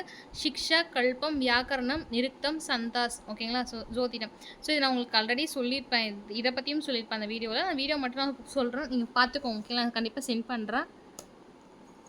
ஸோ இந்த ஒவ்வொன்றுத்துலையும் என்னென்ன அப்படின்றத உங்களுக்கு சொல்லியிருப்பேன். ஸோ வேதாந்தங்கள் பொறுத்த வரைக்கும் மொத்தம் 6 வேதாந்தங்கள் இருக்கு. சிக்ஷ வேதாந்தம், கல்பம், வியாக்கரணம், நிருக்தம், சந்தாஸ், ஜோதிடம் அப்படின்ற மாதிரி 6 இருக்கு. ஓகேங்களா? ஸோ இதிகாசங்கள் மூலிமா நம்ம என்ன தெரிஞ்சுக்கிறோம் அப்படின்னு பார்த்தீங்கன்னா, ராமாயணம். ஓகேங்களா? ராமாயணத்திலிருந்து வால்மீகி உங்களுக்கே தெரிஞ்சிருக்கும். மகாபாரத வியாசர் அவர்கள் எழுதுவார். வியாசமுனி அவர்கள் எழுதுவார். ஸோ மகாபாரதம் பொறுத்த வரைக்கும் என்ன அப்படின்னு பார்த்தீங்கன்னா, ஆரம்பத்தில் கிட்டத்தட்ட 8800 ஸ்லோகங்கள் வந்து இருந்திருக்கும். ஓகேங்களா? மகாபாரதத்தில் பொறுத்த வரைக்கும் 8800 ஸ்லோகங்களை வந்து கொண்டிருக்கும். அதை வந்து ஜெய சம்ஹீதை அப்படின்னு சொல்லிட்டு அழைச்சிருப்பாங்க. ஓகேங்களா? ஸோ மகாபாரதம் பொறுத்த வரைக்கும் ஸ்டார்டிங்கில் இருக்கக்கூடிய அந்த ஸ்லோகங்கள் 8800 ஆரம்பத்தில் இருக்கக்கூடிய ஸ்லோகங்களை ஜெய சம்ஹீதை அப்படின்னு சொல்லிட்டு அழைச்சிருப்பாங்க. இந்த அளவுக்கு உங்களுக்கு ட்விஸ்ட் பண்ண மாட்டாங்க. இது வந்து ஆக்சுவலாக உங்கள் கொஷின் கிடையாது. நெட்டோடைய கொஷின்ஸ்லேருந்து எடுத்திருப்பாங்க போல். ஸோ வந்து ஜெய் சம்ஹீதை அப்படின்னு சொல்லிட்டு சொல்லியிருக்காங்க. அந்த 8800 ஸ்லோகங்கள். ஓகேங்களா? ஸோ 48வது பாருங்களேன். பௌத்த மதத்துடைய புனித நூல் என்ன அப்படின்னு பார்த்தீங்கன்னா, திரிபிடங்கள் அப்படின்னு சொல்லுவாங்க. ஓகேங்களா? அந்த திரிபிடங்கள் என்னென்ன இருக்கு அப்படின்னு பார்த்தீங்கன்னா, சுட்டபிட, வினயபிட, அபிதமபிடம் அப்படின்னு சொல்லிட்டு சொல்லுவாங்க. ஸோ இந்த புனித நூல் அப்படின்றது பௌத்தத்துக்கு வந்து திரிபிடங்கள் அப்படின்னு சொல்லுவாங்க. ஓகேங்களா? இது எந்த மொழியில எழுதப்பட்டிருக்கு அப்படின்னு பார்த்தீங்கன்னா, பாலி மொழியில எழுதியிருப்பாங்க. ஓகேங்களா? ஸோ இப்போ லாஸ்ட்டு வந்து பிஜி ஒரு 2 இயர்ஸ் எப்போ நடந்துச்சு? இந்த 2025 முன்னாடி நடந்ததுல ஒரு கொஸ்டின் கேட்டிருந்தாங்க. என்ன அப்படின்னு பார்த்தீங்கன்னா, இந்த ஜாதக கதைகள் இருக்குல்ல, அது வந்து யார பத்தி விவரிச்சிருக்கு அப்படின்ற மாரி கேட்டிருந்தாங்க. ஓகேங்களா? ஸோ ஜாதக கதைகள் என்பவை புத்தருடைய முற்பிறவி. ஓகேங்களா? ஸோ முன்னாடி பிறவி இருக்கும் பார்த்தீங்களா, அந்த பிறவிய பத்தி கூறக்கூடிய ஒரு பௌத்த நூல் தான் வந்து ஜாதக கதைகள். வேற என்ன அந்த பௌத்த நூல்ல சொல்லியிருப்பாங்க அப்படின்னு பார்த்தீங்கன்னா, ஆக்சுவலா கர்ம வினைகள பத்தியும் சொல்லியிருப்பாங்க. இத தாண்டி கண்டிப்பா முற்பிறவி இருக்கு. எல்லாத்துக்குமே பிறவிகள் இருந்திருக்கும். இதுக்கப்புறமும் இருக்கு, முன்னாடியும் இருக்கு அப்படின்ற விஷயத்த பயங்கரமா வலியுறுத்தியிருப்பாங்க. அதில் முக்கியமாக இந்த விஷயத்த சொன்னதுக்கப்புறம் என்ன சொல்லியிருப்பாங்க, புத்தருக்கு கண்டிப்பாக முற்பிறவை இருந்திருக்கும் அப்படின்றத வலியுறுத்தி அந்த பிறவைகளை இது பண்ணியிருப்பாங்க, விவரிச்சிருப்பாங்க. ஓகேங்களா? இப்படி இருந்திருக்கு அப்படின்ற மாதிரி நிறைய அந்த ஜாதக கதைகளில் சொல்லியிருப்பாங்க. அதில் வலியுறுத்துகிற ஒரு விஷயம் என்னன்னா, கர்ம வினை கண்டிப்பாக இருக்கும். அந்த கர்ம வினையுடைய பலன்களால் தான் முற்பிறவி பிற்பிறவி அப்படின்றதுல மனிதர்கள் இந்த விதமாக இருக்காங்க அப்படின்றத மென்ஷன் பண்ணியிருப்பாங்க. ஓகேங்களா? ஓகே. அதுக்கப்புறம் செம்ம இம்பார்ட்டன்டான ஒரு பாயிண்ட்டு. மிலிந்த பன்கா அப்படின்னு சொல்லிட்டு ஒரு நூல் இருக்கும். ஓகேங்களா? இது வந்து பாக்டீரிய அரசன் இருக்கார் பார்த்தீங்களா? அவர் வந்து இது பண்ணியிருப்பாரு. ஸோ மிலிந்த பன்கா அப்படின்ற நூலை பாக்டீரிய அரசன் வந்துட்டு என்ன பண்ணாருன்னா, அவருடைய பேர் வந்து மினாண்டர். ஓகேங்களா? மினாண்டருக்கு வந்து பௌத்த துறவி நாகசேனருக்கும் வந்து இடையே ஒரு உரையாடல் இருக்கும் ஆக்சுவலா. இந்த உரையாடல் வந்து செம்ம பெருசா கான்வர்சேஷன் போகும் ஆக்சுவலா வந்துட்டு. அந்த கான்வர்சேஷன்ல 2 பேருக்கும் மிகப்பெரிய ஒரு டிபேட் ஆகி, அதில வந்து ஒருத்தர் நடுவராவும் இருப்பார். ரொம்ப அதில வந்து பார்த்தீங்கன்னா, ஒரு 2, 3 பெண்பார் புலவர்கள் கூடமே உள்ள இருந்திருப்பாங்க இந்த கான்வர்சேஷன்ல. இது வந்து தனியா மென்ஷன் பண்ணி ஒரு புக்கே இருக்கு. ஸோ அந்த மிலிந்த பன்கா அப்படின்ற நூல அந்த பாக்டீரியா அரசர் இருக்கார் பார்த்தீங்கன்னா, மினாண்டர். இவருக்கும் ஒரு பௌத்த துறவி இருப்பார். நாகசேனர் அப்படின்னு சொல்லிட்டு உங்களுக்கு ஞாபகம் இருக்கும்னு நினைக்கிறேன். அந்த 4 இந்த பௌத்த நாடுகள்ல இருப்பார் ஒருத்தர். ஸோ அந்த நாகசேனருக்கும் இடையில ஒரு டிபேட் போகும் ஆக்சுவலா. என்ன டிபேட் அப்படின்னு பார்த்தீங்கன்னா வந்து, இந்த பௌத்தத்து சம்மந்தமான டிபேட் சொல்லுவாங்க. இல்ல இவர் வந்து என்ன சொல்வாருன்னா, இல்ல அப்படிலாம் இல்லன்னு சொல்வாரு. இவர் வந்து ப்ரூஃப் பண்ணி இருக்குன்னுவாரு. இந்த டிபேட்ஸ் கிட்டத்தட்ட பார்த்தீங்கன்னா, ஒரு நாள் கணக்குல ஆக்சுவலா ஒரு ஹவர்ஸ் வந்து குடுத்தாங்க. எனக்கு மறந்துருச்சு. அவ்வளோ மணி நேரம் வந்து இந்த டிபேட்ஸ் நடந்திருக்கும். இது வந்து தொகுத்து ஒரு பெண்பார் புலவர், அதாவது ஒரு பெண் புலவர் வந்து நூலே எழுதியிருப்பாங்க ஆக்சுவலா. நல்ல பேர் அவங்க பேரு. எனக்கு ஞாபகம் இல்ல. ஒரு பெண் புலவர் வந்து நூலே எழுதியிருப்பாங்க. ஓகேங்களா? நெக்ஸ்ட் பார்த்தீங்கன்னா, தீபவம்சம் மற்றும் மகாவம்சம். இந்த 2 இலக்கியங்கள்லையுமே வந்துட்டு என்ன அப்படின்னு பார்த்தீங்கன்னா வந்து அதாவது ஒரு பௌத்த நூல் தான். இது 2மே வந்துட்டு என்னன்னா, இலங்கையுடைய வரலாற்றை தெரிஞ்சுக்கிறதுக்காக உதவுற ஒரு நூல் தான். ஓகேங்களா? ஸோ தீபவம்சம், மகாவம்சம் 2மே இலங்கையில வந்து பௌத்தம் எப்படி இருந்தது, ஸோ இலங்கை சுத்தி எப்படி இருந்தது அப்படின்ற விஷயத்த நம்ம இந்த தீபவம்சம், மகாவம்சம் நூல்கள்ல தெரிஞ்சுக்கலாம். ஓகேங்களா? ஸோ சமணர்களுடைய புனித நூல் அப்படின்னு சொல்லும்போது, அங்கங்கள் அப்படின்னு சொல்லுவாங்க. அங்காஸ் அப்படின்னு சொல்லிட்டு ஆங்கிலத்தில சொல்லுவாங்க. அங்கங்கள் மற்றும் உபாகங்கள் அப்படின்னு சொல்லிட்டு அழைக்குவாங்க. சமணர்களோட புனித நூல்கள் பொறுத்தவரைக்கும் அங்காஸ், உபாங்காஸ் அப்படின்னு சொல்லுவாங்க. இது வந்து எந்த மொழியில எழுதியிருப்பாங்கன்னா, பிராகிருத மொழியில எழுதியிருப்பாங்க. நல்லா நோட் பண்ணுங்க. ஃபர்ஸ்ட்டு நான் மேல புத்தர்து வந்துட்டு என்ன சொன்னா, பாலி அப்படின்றத ஞாபகம் வச்சுக்கோங்க. கீழ இங்க பார்த்தீங்கன்னா, பிராகிருத மொழியில எழுதியிருப்பாங்க. சமணர்கள் ஜெயினிசம் பொறுத்தவரைக்கும் அங்காஸ் மற்றும் உபாங்காஸ் அப்படின்னு சொல்லுவாங்க. ஓகேங்களா? அதுக்கடுத்து மிக மிக மிக மிக முக்கியமான டாபிக்ஸ் புக்ஸில் வரப்போகிறோம். இப்போ வந்து கொஞ்சம் சயின்டிஃபிக்காக அட்மினிஸ்ட்ரேஷனாக வருவோம். ஓகேங்களா? முன்னாடி இதிகாசங்கள் அந்த மாதிரி பார்த்தோமா? ஸோ இப்போ என்ன அப்படின்னு பார்த்தீங்கன்னா, கௌடில்யருடைய பேர் விஷ்ணுகுப்தர்னு சொல்லுவாங்க, சாணக்கியர்னு சொல்லுவாங்க. மேக்ஸிமம் எல்லாத்துக்கும் தெரிஞ்சது சாணக்கியர், கௌடில்யர்னு சொல்லுவாங்க. அவர் உண்மையான பேர் விஷ்ணுகுப்தா அப்படின்னு சொல்லுவாங்க. இந்த கௌடில்யரால் எழுதப்பட்ட நூல் என்ன அப்படின்னு பார்த்தீங்கன்னா, அர்த்த சாஸ்திரம். இந்த அர்த்த சாஸ்திரத்தில் என்னதான் சொல்லியிருக்காங்க அப்படின்னு பார்த்தீங்கன்னா, மௌரியர்களுடைய நிர்வாகம், அட்மினிஸ்ட்ரேஷன் எப்படி இருந்தது அப்படின்ற விஷயத்தையும், அதுக்கப்புறம் மௌரியர்களுடைய பொருளாதாரம் வந்து எப்படி இருந்ததுன்ற விஷயத்த அழகா அந்த அர்த்தசாஸ்திர நூல்ல வந்து கௌடில்யர் வந்து எழுதியிருப்பாங்க. ஆக்சுவலா இந்த புக்கு வந்து நீங்க பார்த்தீங்கன்னா, இப்போ மேபி யாரோ இன்னொருத்தர் வந்து எப்படி சொல்றது? மொழிபெயர்த்துன்னு சொல்ல முடியாது. கொஞ்சம் அந்த எடிஷன்ஸ் மாத்துவாங்கல்ல, அந்த மாதிரி எடிஷன்ஸ் மாத்தி வந்து வெளியிட்டிருப்பார் போல. சும்மா எதேர்ச்சியா வந்து அந்த புக்க இருக்கே, நம்ம தான் ஹிஸ்ட்ரி படிக்கிறோமே, என்னதான் இருக்குன்னு பார்க்கலான்னு பார்த்தா, நிஜமா சொல்றேன். என்னால அது 2 பேஜ் தாண்ட முடியல. எனக்கு அந்த டெர்ம்ஸ் எல்லாமே ரொம்ப விசித்திரமா இருந்துச்சு ஆக்சுவலா. இப்போ இன்னும் யாரோ ஒருத்தர் கூட தமிழுக்கு ஒர்க் பண்ணிட்டு இருக்காங்க. ஃபுல்லா நம்ம இப்போ பேசுற தமிழ் லாங்குவேஜஸ்ல எழுதுறதுக்கு. அவ்ளோ வந்து கடினமா இருந்திருக்கும் போல. என்னால வந்து ஒரு மாதிரி தலைவலிக்கிற மாதிரி ஆயிடுச்சு. எனக்கு அந்த 2 பேஜஸ் தாண்டவே, அந்த அர்த்தசாஸ்திரம் தாண்டவே. ஓகே. நீங்க முடிஞ்சா டைம் இருந்துச்சுன்னா எக்ஸாம்ஸ்லாம் முடிச்சுட்டு பாருங்க. ஹிஸ்ட்ரி ஸ்டூடெண்ட்டா இருக்கோம். நம்ம இது கூட படிக்கலனா எப்படி? ஓகே. அடுத்த பாயிண்ட் என்ன அப்படின்னு பார்த்தீங்கன்னா, கல்கானருடைய ராஜதரங்கிணி. ஓகேங்களா? ஸோ ரொம்ப இம்பார்ட்டன்டான நூல் இந்த ராஜதரங்கிணி நூல் தான். ஓகேங்களா? ஸோ ஃபர்ஸ்ட்டே சொல்லியிருக்க மாதிரி இந்தியாவுடைய நான் உங்களுக்கு இதுக்கு முன்னாடி நடத்தின ப்ரீவியஸ் டாபிக்ஸில் ஃபஸ்ட் டாபிக்ஸில் சொல்லியிருப்பேன். நீங்கள் மேபி இப்போ கவனிக்கல, இப்போ மேபி அப்போ அட்டன் பண்ணலன்னா நீங்கள் ஜஸ்ட் போய் பார்த்துக்கோங்க. ஓகேங்களா? ஸோ கல்கனருடைய ராஜதரங்கிணி அப்படின்ற நூல் தான் இந்தியாவுடைய அஃபிஷியல் அப்படின்னே சொல்லலாம். ஓகேங்களா? ஏன் அப்படின்னு பார்த்தீங்கன்னா, இவர் என்ன பண்ணியிருப்பார், ஏன் அஃபிஷியல்னா, இவர் மட்டும்தான் ஆக்சுவலாக நடந்த விஷயத்த நடந்த மாதிரி எல்லாத்திட்டையும் விசாரித்து அவருடைய கோணலேருந்து எல்லாத்தையும் உண்மையாக எழுதியிருக்கிய வரலாற்று நூல். ஓகேங்களா? ஸோ நம்ம வரலாற்று தந்தைன்னு சொல்லுவோம், இந்தியாவுடைய வரலாற்று தந்தைன்னு சொல்லுவோம். இவங்க எழுதின எந்த நூலுமே சொல்கிறேன் அஃபிஷியலான ஒரு ஹிஸ்டாரிக்கல் நூல் கிடையாது. ஏன் அப்படின்னு பார்த்தீங்கன்னா, வரலாறு அப்படின்றதே பார்த்தீங்கன்னா வந்து ஒரு விசாரித்து இதான் நடந்துச்சா அப்படின்றத அந்த விஷயத்த நம்ம வந்து ஒரு செய்தி எழுதுறது தான் வரலாறு ஆக்சுவலாக. மற்றவங்க எல்லாமே என்ன பண்ணியிருப்பாங்க அப்படின்னா, நீங்கள் குப்தர்களுடைய நூல்கள்லாம் பார்த்தீங்கன்னா வந்துட்டு ஃபாரின் ஆத்தர்ஸ்லாம் இருப்பாங்க. அவங்க என்ன பண்ணியிருப்பாங்கன்னா, அவையில் மட்டுமே தான் இருந்திருப்பாங்க. ராஜாக்கள் கூடவே இருந்திருப்பாங்க, மந்திரிகள் கூட இருப்பாங்க. அப்போ அவங்க அதை பார்த்துட்டு என்ன எழுதியிருப்பாங்க அவங்களுடைய நூல்களில் அப்படின்னு பார்த்தீங்கன்னா, இந்தியா வந்து ரொம்ப வெல்த்தாக இருந்தது. So people are very happy. ரொம்ப வந்து பயங்கர வந்து ப்ராஸ்பரஸாக இருந்தாங்க. மக்கள்லாம் வந்து அவ்வளோ இதாக இருந்தாங்க. அவ்வளோ அப்படி இப்படின்னு சொல்லிட்டு எழுதியிருப்பாங்க. ஆனால் அவங்க அந்த அடித்தட்டு மக்களை போய் பார்க்கல. நார்மலாக நம்மள மாதிரி இருக்கக்கூடிய மக்களை யாருமே பார்க்காம, அந்த ராஜாக்கள் இருக்கக்கூடிய அரசவையில் மட்டுமே இருந்து இந்த மாதிரி எழுதுனதுனால, ஸோ இப்போ ஆஸ் ஹிஸ்ட்ரி ஸ்டூடெண்ட்டாக ஹிஸ்ட்ரி படிக்கிறவங்களாம் என்ன பண்ணுவோம்னா, இதான் உண்மை அப்படின்றத நம்ம நம்புவோம் ஆக்சுவலாக. லேட்டர் டேஸில் தான் என்ன சொல்கிறாங்கன்னா, நிறைய நூலை ரிசர்ச் பண்ணி இல்லை இப்படிலாம் நடந்திருக்காது அப்படின்ற மாதிரி இந்த விஷயத்தையும் சொல்லியிருப்பாங்க ஆக்சுவலாக. இவங்க வந்து இந்த அவையில் இருந்திருப்பாங்க, அதனால மற்ற மக்கள் பற்றி தெரியல அப்படின்னு. ஏன்னா குப்தருடைய ஆட்சியை பொறுத்த வரைக்கும் என்ன அப்படின்னு பார்த்தீங்கன்னா வந்துட்டு, பொற்காலம்னு சொல்லுவாங்கல்ல, அக்ஷய குருத்தில் one of the first time of the women அப்படி இல்லை மக்கள் அப்படின்னு பார்த்தீங்கன்னா குப்தாஸுடைய டைம் தான். மேக்ஸிமம் நீங்கள் ஒரு பாயிண்ட் ஆஃப் வியூவில் பார்த்தீங்கன்னா வந்து உங்களுக்கு பெஸ்ட்டாக இருக்கும். ஒரு பாயிண்ட் ஆஃப் வியூவில் பார்த்தீங்கன்னா வந்து பார்த்தீங்கன்னா ரொம்ப ஃபஸ்ட்டாக அந்த நூல் அப்படி ஃபஸ்ட்டாக அந்த பீரியட் அப்படின்னு சொல்லலாம். ஆக்சுவலாக அவங்க வெல்த்தாக இருக்கிறதுனால மேபி பொற்காலம் அப்படின்னு சொல்லலாம். நிறைய விஷயத்தில் ரொம்ப கொடுமைகள் பண்ணியிருப்பாங்க ஆக்சுவலாக. வந்து டாக்ஸஸ் ஆகட்டும், அதை தாண்டி வந்து இலக்கியங்கள் வந்து நிறைய பேர் படைச்சிருப்பாங்க. அப்போ அவங்களுக்குள்ள என்ன ஆகும் அப்படின்னு பார்த்தீங்கன்னா வந்து மோதல்கள் வரும். அந்த சைவம் அந்த வைணவம்ன்றதுலாம் வந்து அந்த டைமில் கொஞ்சம் பீக்கில் வர ஆரம்பிக்கும் ஆக்சுவலாக. அந்த ஜெயினிசம் புத்திசம்லாம் கொஞ்சம் டவுன் ஆகும் அந்த குப்தாஸ் பொறுத்த வரைக்கும். அந்த டைமில் என்ன ஆகும்னா 2 பேருக்கும் அவ்வளோ போட்டிகள் வர ஆரம்பிக்கும். அவ்வளோ பேரை கொலையும் செஞ்சுருப்பாங்க இந்த ரீசனாக வச்சு. ஓகேங்களா? ஸோ இவர் இந்த கல்கானர் என்ன பண்ணுறாருன்னா, அவ்வளோ விசாரித்து இந்த விஷயம் என் கண்ணு முன்னாடி நடந்த விஷயத்த நான் அப்படியே எழுதுறேன் அப்படின்னு எழுதின ஒருத்தர் தான் கல்கானர் அவர்கள். ஸோ இதனால தான் இந்தியாவுடைய முதல் உண்மையான வரலாற்று நூல் அப்படின்னு சொல்லிட்டு கருதுறாங்க. ஓகேங்களா? இது எப்போ வந்தது அப்படின்னு பார்த்தீங்கன்னா, கிபி 12ஆம் நூற்றாண்டுகளில் வந்தது. ஓகேங்களா? ஸோ அதுக்கப்புறம் பார்த்தீங்கன்னா விசாகதத்தர் அவர்கள். விசாகதத்தர் எழுதிய நூல் எது அப்படின்னு பார்த்தீங்கன்னா, முத்துராட்சசகம் அப்படின்னு சொல்லுவாங்க. இது வந்து எதை பற்றி எழுதுனது அப்படின்னு பார்த்தீங்கன்னா, சந்திரகுப்தர் இருக்கார் பார்த்தீங்களா, அந்த சந்திரகுப்த மௌரியர்கள் வந்து நந்தர்களை வந்து வீழ்த்தியிருப்பாங்க. ஸோ அதை பற்றி நந்தர்களை வீழ்த்தியதை வந்து கூறியிருப்பாங்க. ஓகேங்களா? சந்திரகுப்த மௌரிய நந்தர்களை வீழ்த்திய கதையை வந்து விசாகதத்தர் அவர்கள் அவருடைய முத்துராட்சசம்ல சொல்கிறாரு. ஓகேங்களா? ஸோ நெக்ஸ்ட்டு பானபட்டர் அவர்கள். பானபத்தர் அல்லது பானபட்டா அப்படின்றது தான் கரெக்டு. மேபி தமிழில் மேம் வந்து பானபத்தர்னு கொடுத்துருக்காங்களான்னு தெரியல. ஸோ பானபட்டா அப்படின்றவர் பானர் அப்படின்னாலும் கரெக்ட் தான், பானபட்டா அப்படின்னாலும் கரெக்ட் தான். ஓகேங்களா? ஸோ அந்த பானபட்டர் அப்படின்றவர் என்ன பண்ணுறாருன்னா, அஷருடைய அவைக்களத்தில் இருப்பார், அவை புலவராக இருப்பார். ஸோ அவர் என்ன பண்ணுறாருன்னா, அஷருடைய சரிதத்தை வந்து எழுதுறாரு. ஓகேங்களா? அஷருடைய எப்படி சொல்கிறது, பயோபிக்னு சொல்லுவோம்ல, அந்த மாதிரி அஷருடைய பயோபிக் வந்து எழுதுறாரு. அஷருடைய சரிதம் வந்து எழுதுறாரு.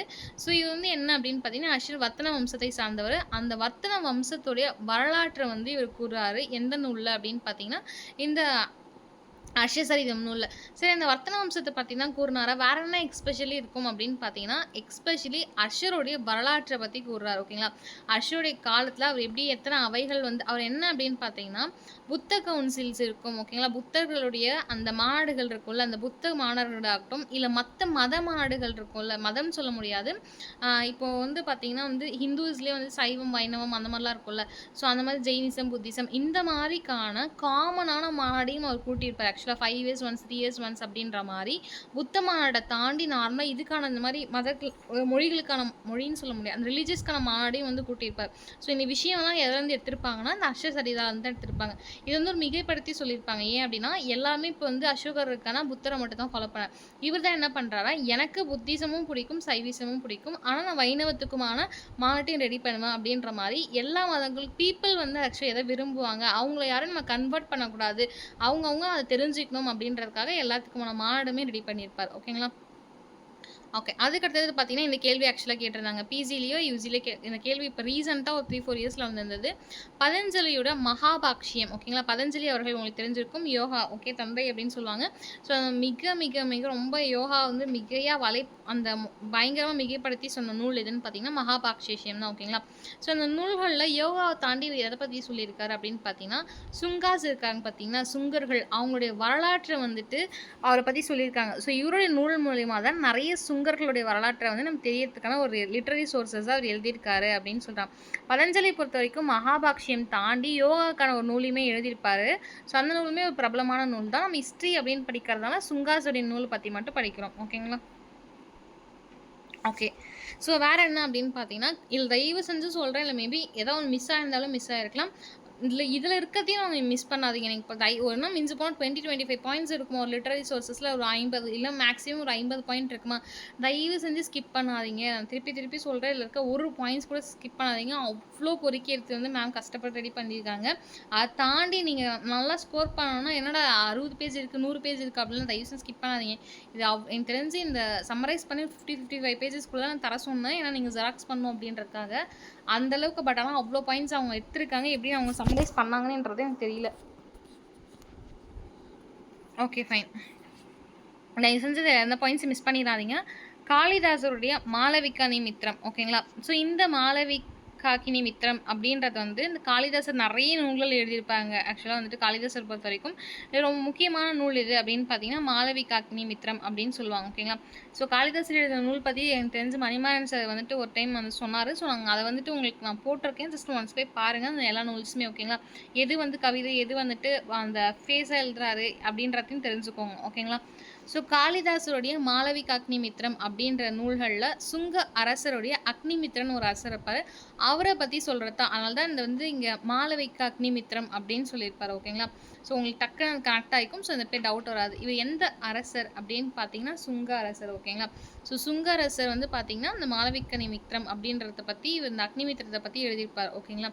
ஸோ நெக்ஸ்ட்டு பார்த்தீங்கன்னா சன்பர்தாய் ஓகேங்களா? ஸோ சன்பர்தாயை பொறுத்த வரைக்கும் வந்துட்டு பிருத்திவிராஜ் ராசோ அப்படின்னு சொல்லிட்டு ஒரு நூல் எழுதியிருப்பார். யாரு? சன்பர்தாய் பொறுத்த வரைக்கும் பிருத்திவிராஜ் ராசோ அப்படின்னு சொல்லிட்டு ஒரு நூல் எழுதியிருப்பாரு.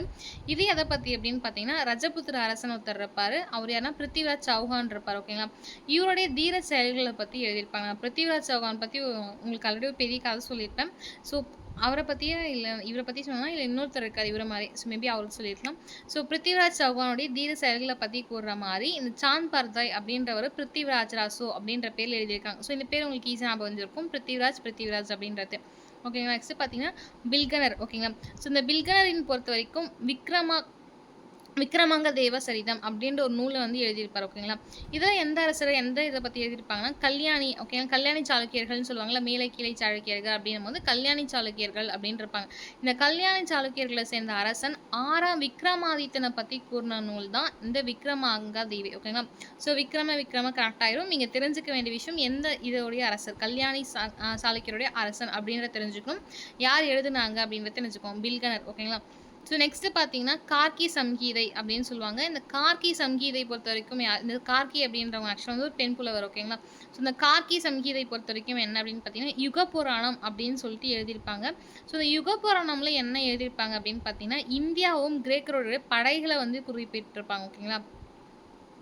ஸோ இந்த கார்கி சம்ஹீதையுடைய யுக புராணம்ல யுகம் அப்படின்ற மீன் பண்ணிருந்து எதை மீன் பண்ணுறாங்கன்னா இந்தியாவுக்கும் கிரேக்கர்களுக்கும் வந்து என்ன படைகள் எப்படி நடந்துச்சு படைகளை பற்றி குறிக்கிறதா வந்து இந்த யுக புராணம் அப்படின்னு சொல்கிறாங்க ஓகேங்களா? ஸோ அதுக்கப்புறம் பார்த்தீங்கன்னா வந்துட்டு உங்களுக்கு தெரிஞ்சிருக்கும் கிரேக்க வரலாற்றறிஞர் ஹெரோடோட்டஸ் அப்படின்னு சொல்லுவாங்க. வரலாற்றுடைய தந்தையும் வந்து அந்த ஹெரோடோட்டஸ் அவர்கள் தான். அவர் எழுதிய நூல் எது அப்படின்னு பார்த்தீங்கன்னா ஹிஸ்டோரிக்கா அப்படின்னு சொல்லுவாங்க ஓகேங்களா? ஸோ ஹெரோடோட்டஸால் எழுதப்பட்ட நூல் எது அப்படின்னு பார்த்தீங்கன்னா ஹிஸ்டாரிக்கா ஓகேங்களா? ஸோ மெகஸ்தீனிஸ் அவர்கள் உங்களுக்கே தெரிஞ்சிருக்கும். சிலுக்கியஸ் நிகேட்டரின் ஓகே அது வந்து அவங்களோட தூதராக தான் இங்கே வந்திருப்பாங்க. எங்கே அப்படின்னு பார்த்தீங்கன்னா வந்துட்டு சந்திரகுப்த மௌரிய அவைக்கு வந்து வந்திருப்பார் ஓகேங்களா? யாருடைய தூதரா அப்படின்னு பார்த்தீங்கன்னா சிலுக்கியஸோடைய தூதராக வந்திருப்பாங்க. ஸோ அவர் என்ன பண்ணுறாரு அப்படின்னு பார்த்தீங்கன்னா இண்டிகா அப்படின்ற ஒரு நூலை எழுதுறாரு. இந்த மெகஸ்தனீஸ் அப்படின்றவர் என்ன பண்ணுறாரு இண்டிகா அப்படின்ற ஒரு நூலை எழுதுறாரு. இந்த இண்டிகா அப்படின்ற நூலில் அவர் என்ன தான் போய் எழுதியிருப்பாரு அப்படின்னு பார்த்தீங்கன்னா மௌரியர்களுடைய தலைநகரான பாட்டாலிபுத்திரத்தோடைய நிர்வாகத்தை பற்றி எழுதியிருப்பார் ஓகேங்களா? ஸோ நல்லா நோட் பண்ணிக்கோங்க. நான் ஏன் அழுத்தி சொல்கிறேன்னா இந்த இடத்துல நீங்கள் மிஸ்டேக்ஸ் பண்ணக்கூடாது. அவர் எதை பற்றி எழுதியிருக்காருன்னா அரச பத்தி எழுதியிருக்காங்க, அட்மினிஸ்ட்ரேஷன் பத்தி எழுதியிருக்காங்க அப்படின்றத மீன் பண்ணாதீங்க. அவங்க அதனால தான் தெளிவா குடுத்துருக்காங்க. மௌரியர்களுடைய தலைநகரம் பாட்டாலிபுத்திரம் அப்படின்னா என்ன மீன் பண்றாங்கன்னா, இவருடைய புக்ல வந்து ஆக்சுவலா மௌரியருடைய தலைநகரம் பாட்டாலிபுத்திரம் அப்படின்றதே நமக்கு தெரிஞ்சிருக்கும் ஆக்சுவலா. ஸோ அதனால தான் குறிப்பிட்டு தலைநகரான பாட்டாலிபுத்திரத்துல எப்படி நிர்வாகம் பண்ணாங்க, கேபிட்டல்ஸ்ல எப்படி நிர்வாகம் பண்ணாங்க அப்படின்றத பத்தி உங்களுக்கு தெரிஞ்சிருக்கு. ஓகேங்களா? இதனால தான் நமக்கு தெரிஞ்சிருக்கு. அவர் அழகா விவரிச்சிருக்காருன்னு அர்த்தம். ஓகேங்களா? ஸோ இந்த மெகஸ்தனீஸ் பொறுத்தவரைக்கும் இன்னொரு என்ன அப்படின்னு பார்த்தீங்கன்னா, மெகஸ்தனீஸ் ஆகட்டும், இல்ல அந்த ஃபாரின் அக்கவுண்ட்ஸ் ஆகட்டும், இவங்க எல்லாமே இந்தியாவ பத்தி ரொம்ப அழகா பெருமையா எழுதியிருப்பாங்க ஆக்சுவலா.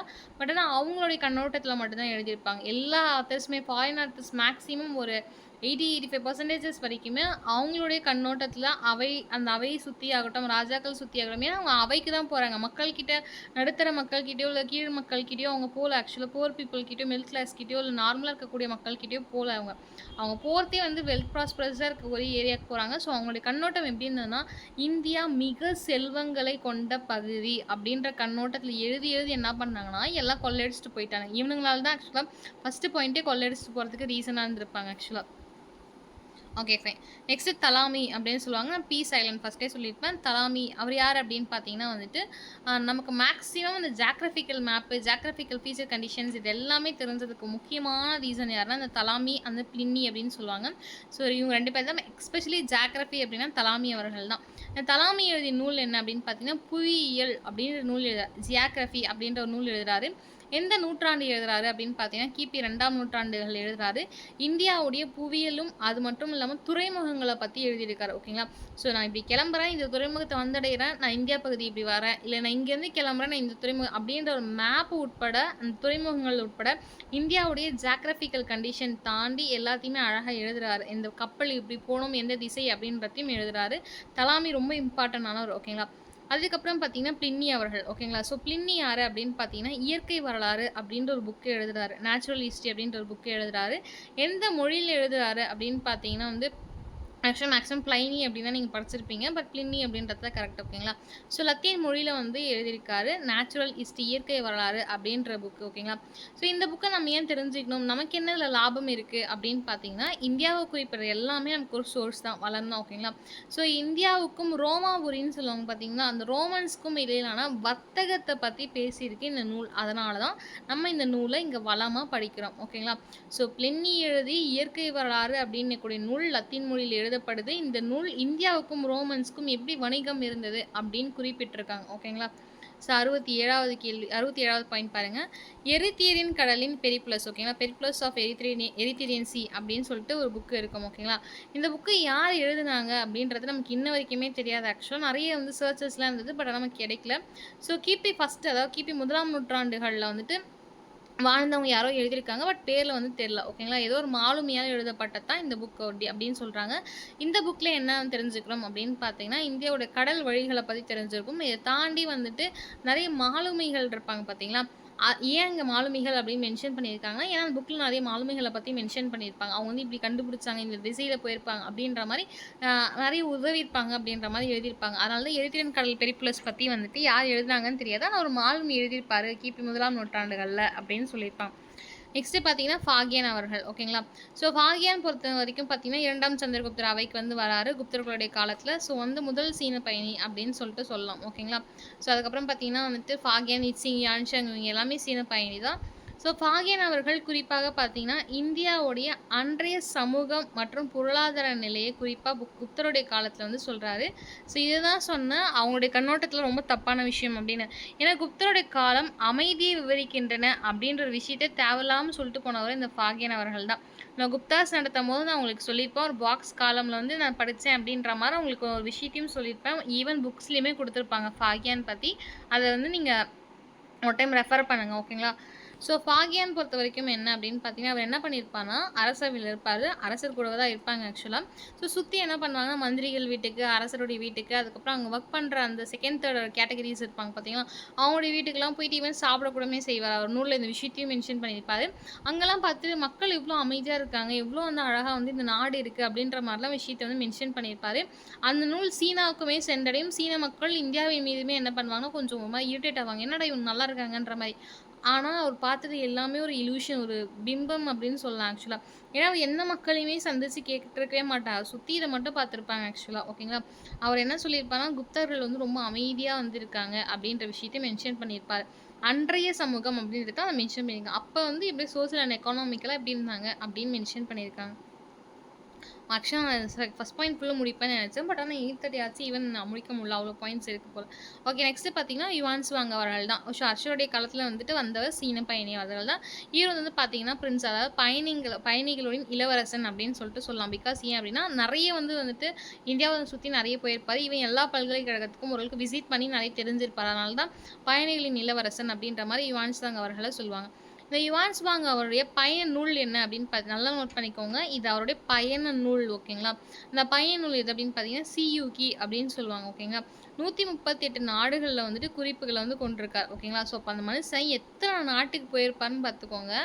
138 போனாரான்னு தெரியாது. அட்லீஸ்ட் எனக்கு தெரிஞ்சு ஒரு 30-40 மெம்பர்ஸ் அந்த கண்ட்ரீஸ்க்காச்சும் அவர் விசிட் பண்ணியிருப்பார் எனக்கு தெரிஞ்சு பார்த்தீங்கன்னா.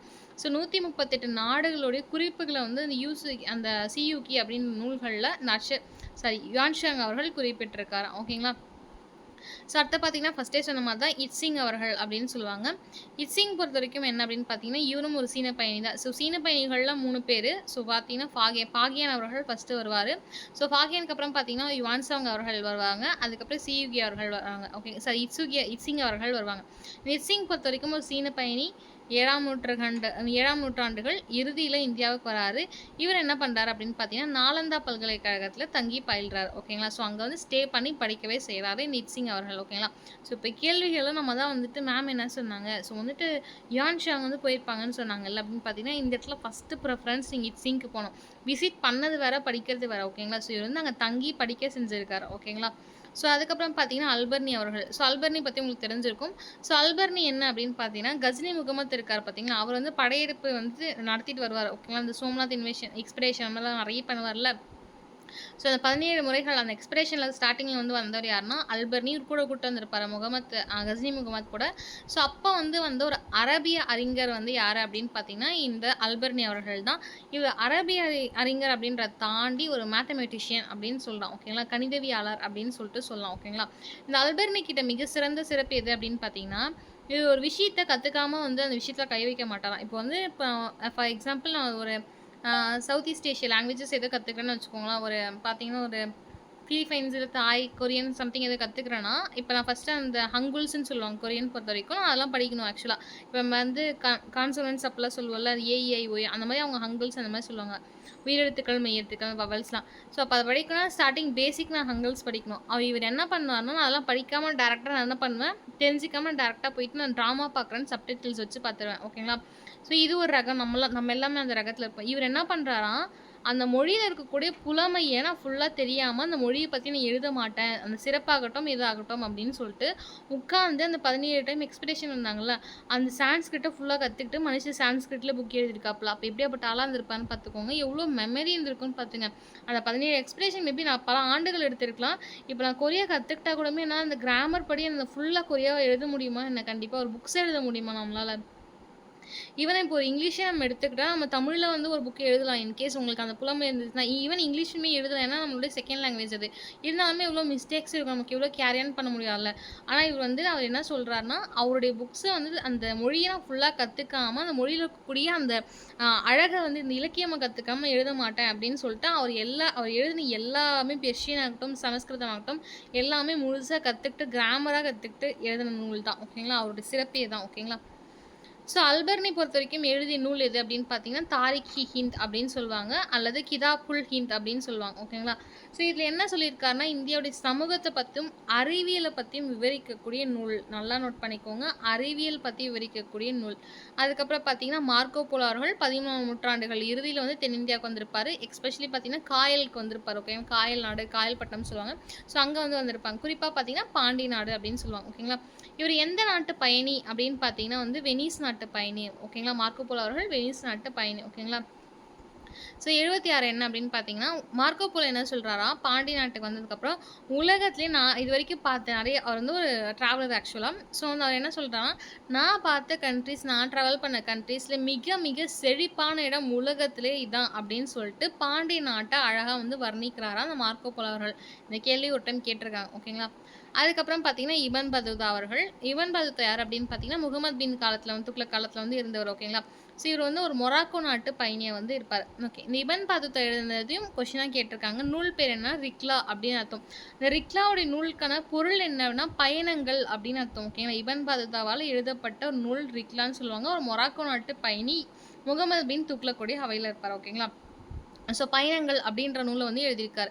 அதுக்கப்புறம் பார்த்தீங்கன்னா வந்து அப்துல் ரஸக் இருக்கார் பார்த்தீங்களா?